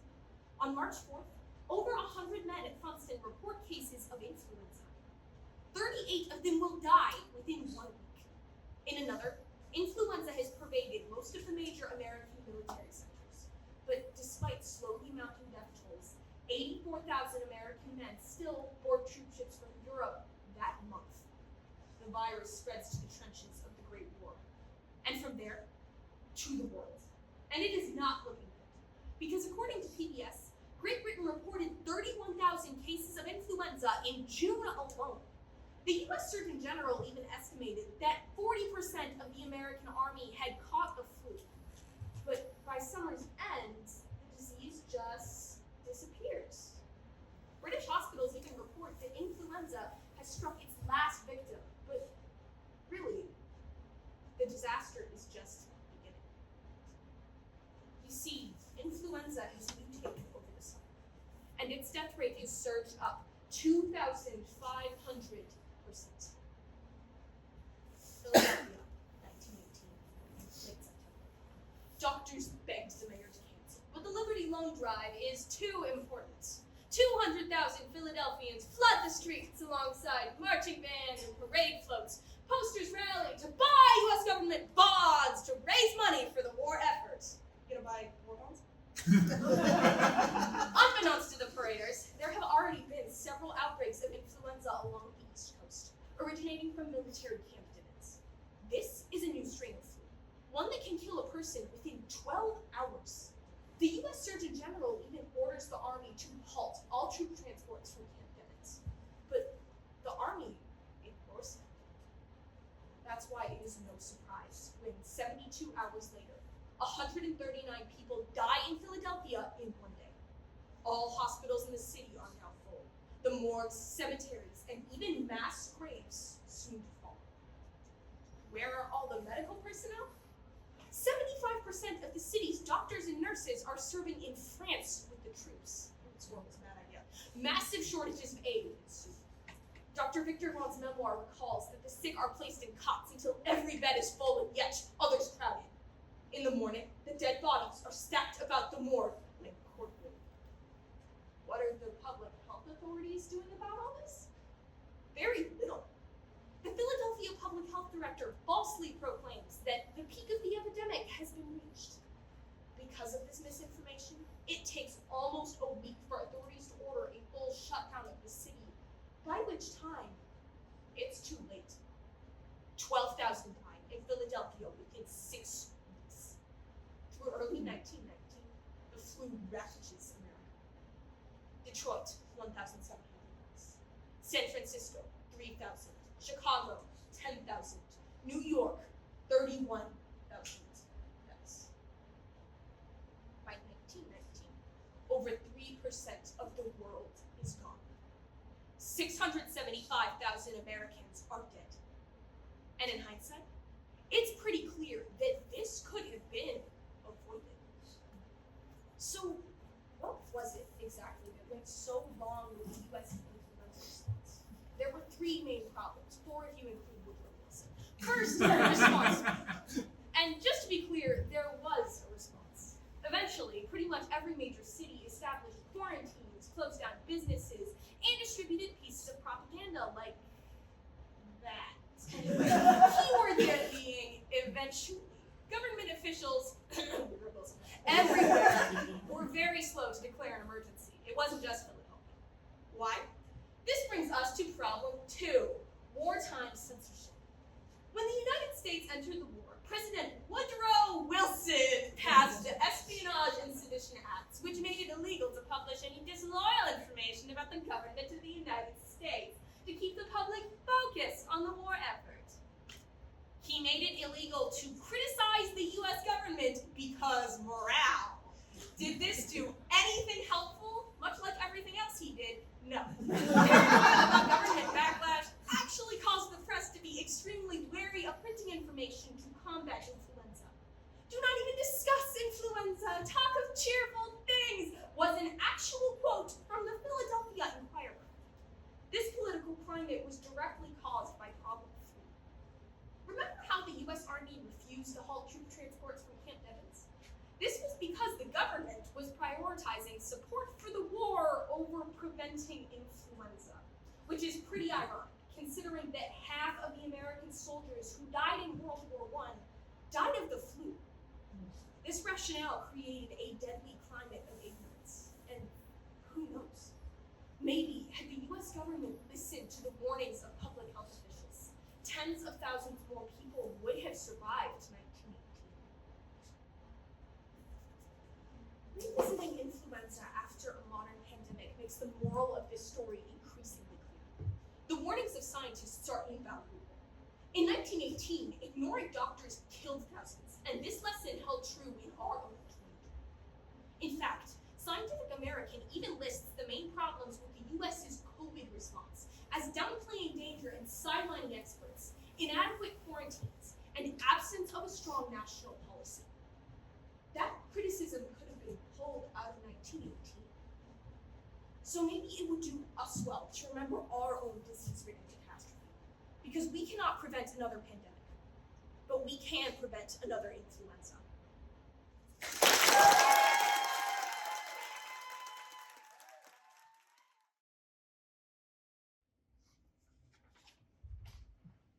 Something happened 10 years ago, and I don't know how it can be 10 years, but I don't want to talk about it. See, I grew up in rural Oregon. Shotguns near our back door. Most of the men in my family did 4 years in the military. The boys at my school drove pickups with gun racks. We had guns. We used guns. They were part of our lives. I mean, they were fun. But somewhere between then and now, my feelings about guns have changed. So, I am here to tell a story about guns in America, and a story about my own experiences with guns in America. Don't read too much into the fact that I asked a guy to play me. Just a little distance. Then leave you to figure out what you think on your own. Maybe a few stories, and you already heard the first one. We hear gun statistics every day, but what happens when the reality of living with guns in America and the consequences hit a little too close to home? Follow along as one woman shares her stories in The Gun Show by E.M. Lewis. This show is about guns. In 2011, 32,163 people were killed with guns. Now, some people want to take all the guns away. Kumbaya, I don't think they're 100% wrong, but I don't. See, when I was growing up, the county sheriff was an hour away in Oregon City. Do you know what can happen to you in an hour? Help is 1,000,000 fucking miles away, and we understand that it is our responsibility to defend ourselves. I have a gun. I didn't buy it for myself. Where was I? Me learning to shoot. That was the second story. I went shooting with Erwin out in the woods back in Oregon. He wasn't my husband yet, but we've been dating for a while. Wait, you didn't know I have a husband? His name is Erwin. He's a writer, and he's part of this story too. Anyways, Erwin was teaching me how to fire a gun, the real deal. He put his arms around me and showed me how to focus on the front sight. And what he was doing was so strong and masculine and dangerous. And he was letting me in on it. Breathe out, squeeze the trigger gently.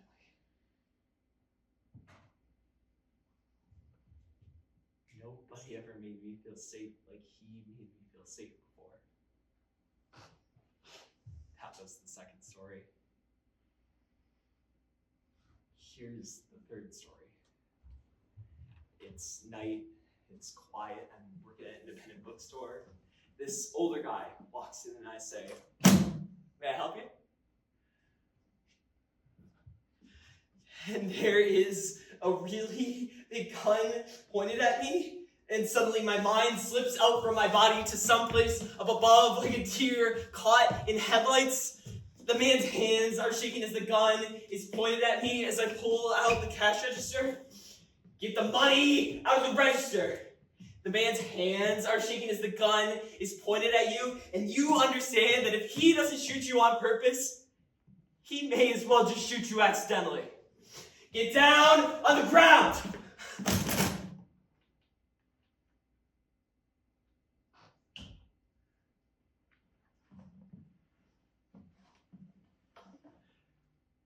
Things kind of get fuzzy. Erwin says it's the adrenaline. It's natural. You had sometimes been afraid before, but now you are sometimes not afraid.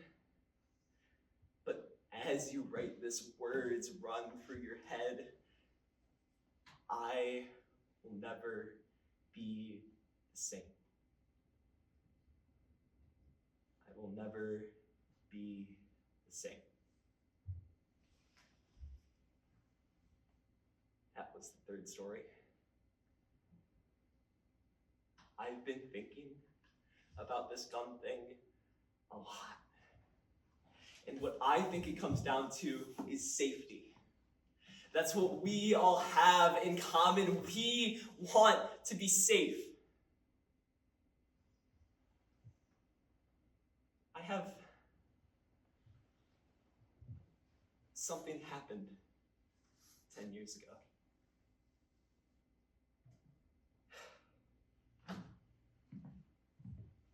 This is the first story. This is the last story. This is the only story. You remember Erwin from the learning to shoot story, right? Well, I had him and married him back in Oregon, and we went to grad school together to become writers with a capital W. And I found a job, but he didn't. And he didn't, and he kind of stopped looking after a while, and he kind of got anxious and depressed. Erwin's the toughest guy I've ever met, so it only took about 2 years of shrinks and pills and VA counselors, all of which we didn't really tell anybody about because he didn't want anybody to know. Or he took a shiny black Glock and put it in his mouth and pulled the trigger. And when I found him, he was blood red and gray, but I put my ear to his chest because I couldn't still believe he was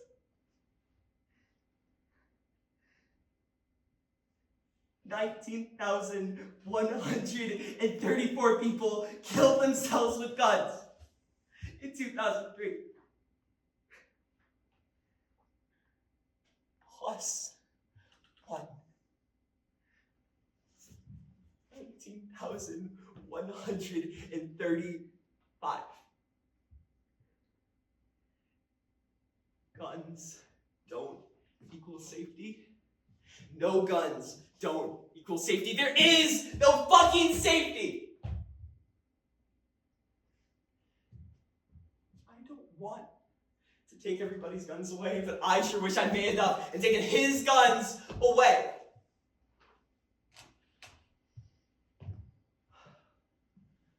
I never tell this story. Erwin killed himself. I got the gun he gave me, just in case I ever wanted to.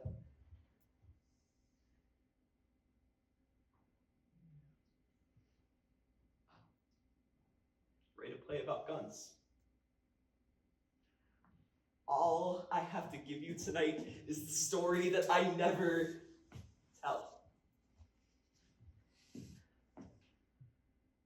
Here. Take it.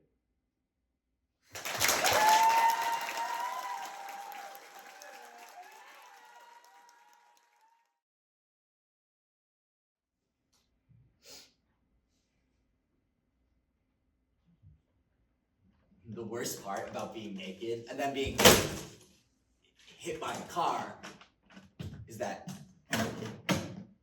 road rash is a problem for skin.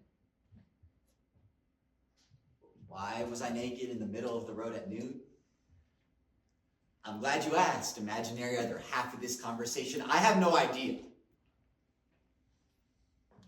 Some characteristics of bipolar disorder include dissociation, hallucinations, and fugue states. So sometimes I wake up in places that I didn't go to sleep. So there I am, nude, splayed out on the hood of a car, and I'm screaming about the government conspiracy to take away my feet. I'm about 6 inches away from the concrete when I realize in slow motion, like the exact opposite of a rhinoceros attack, this is not how I imagined my life would turn out. We all have our own internal battles, but fighting them isn't as hopeless as it seems. There is a future, and you are in it. The Invisible Man, a poetry program with poems by Neil Hitler.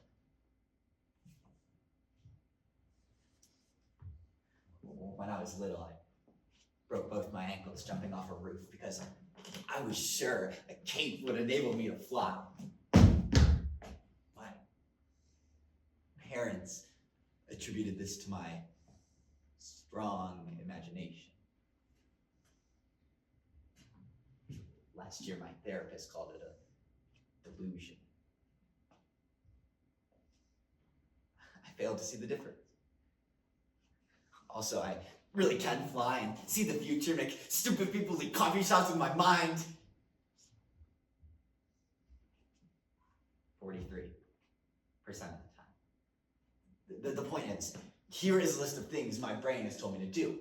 Join a cult, start a cult, become a cabinet maker, kill myself.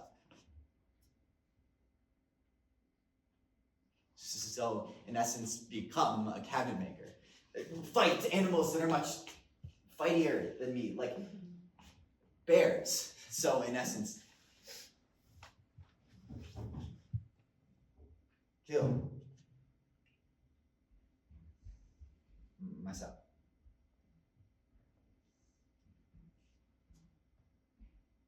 I think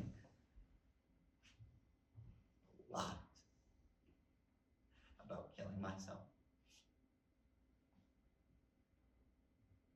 Not like a point on a map, but rather a glowing exit sign at a show that's never been quite bad enough to make me want to leave. See, when I'm up, I don't kill myself because, holy shit, there's so much left to do.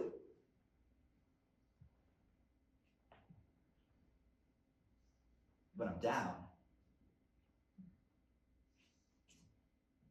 I don't kill myself because then the sadness would go. And the sadness is my old pains underneath. So this one, the psychiatrist says, is gonna be magic. And here's the thing, I believe her. Or I'm willing to. I want to be better.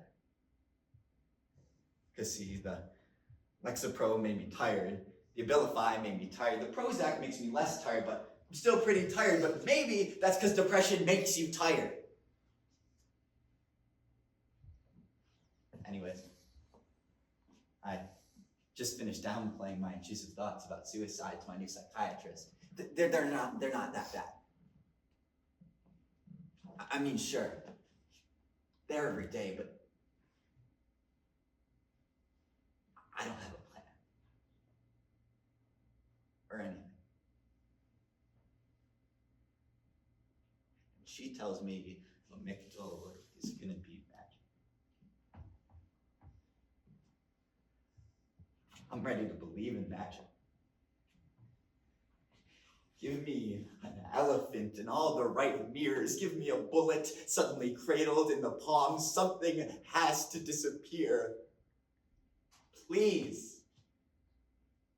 Let it not be me. I don't want to die. I'm just embarrassed. And that makes me long for death. Not death, just not being here. So that's when tasked with admitting something's wrong. I do genuinely consider how much it will disrupt the already precarious life I have built for myself. Just a slight push from embarrassment might be enough to tip over this wheezing, expensive machine. I know. I do that I feel this way now and will not feel this way soon. I know that the aphorisms, even if I hate them, are right. This too shall pass. Blah, blah, darkest, blah, blah, dawn. And I know it's rude to leave your messes for someone else, but consider also that I am a mess. Consider that most every day is me crying alone in a car or a bedroom over nothing, goddamn nothing, and consider that this is supposed to get better as I get older and it's getting worse.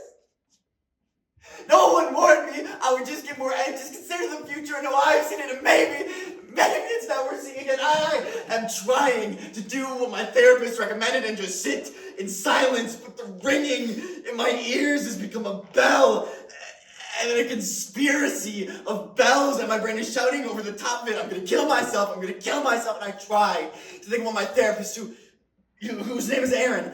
Aaron, I remind myself, told me, pay attention to your hands and what around you they can touch, notice your breathing, ask the thoughts, why am I going to kill myself, all the way to the logical end, who will it hurt? What gets left behind? Dissect the ringing into a flat expanse and not the towering blaze. It's telling you it is, what does each bell sound like? When will they be called away?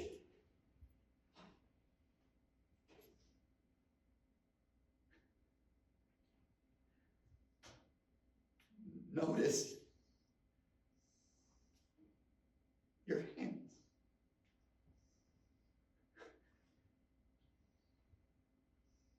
Your fucking hands.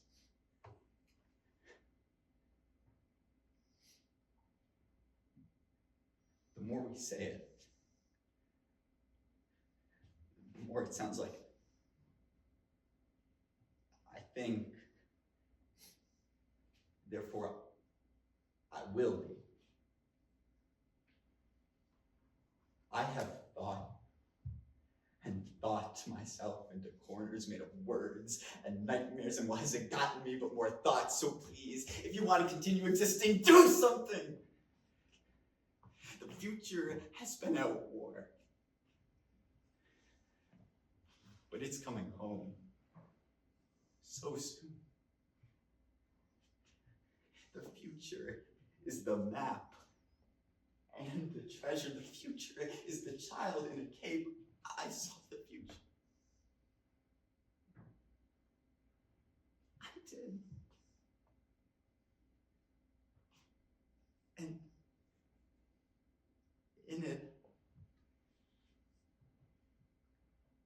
I was alive.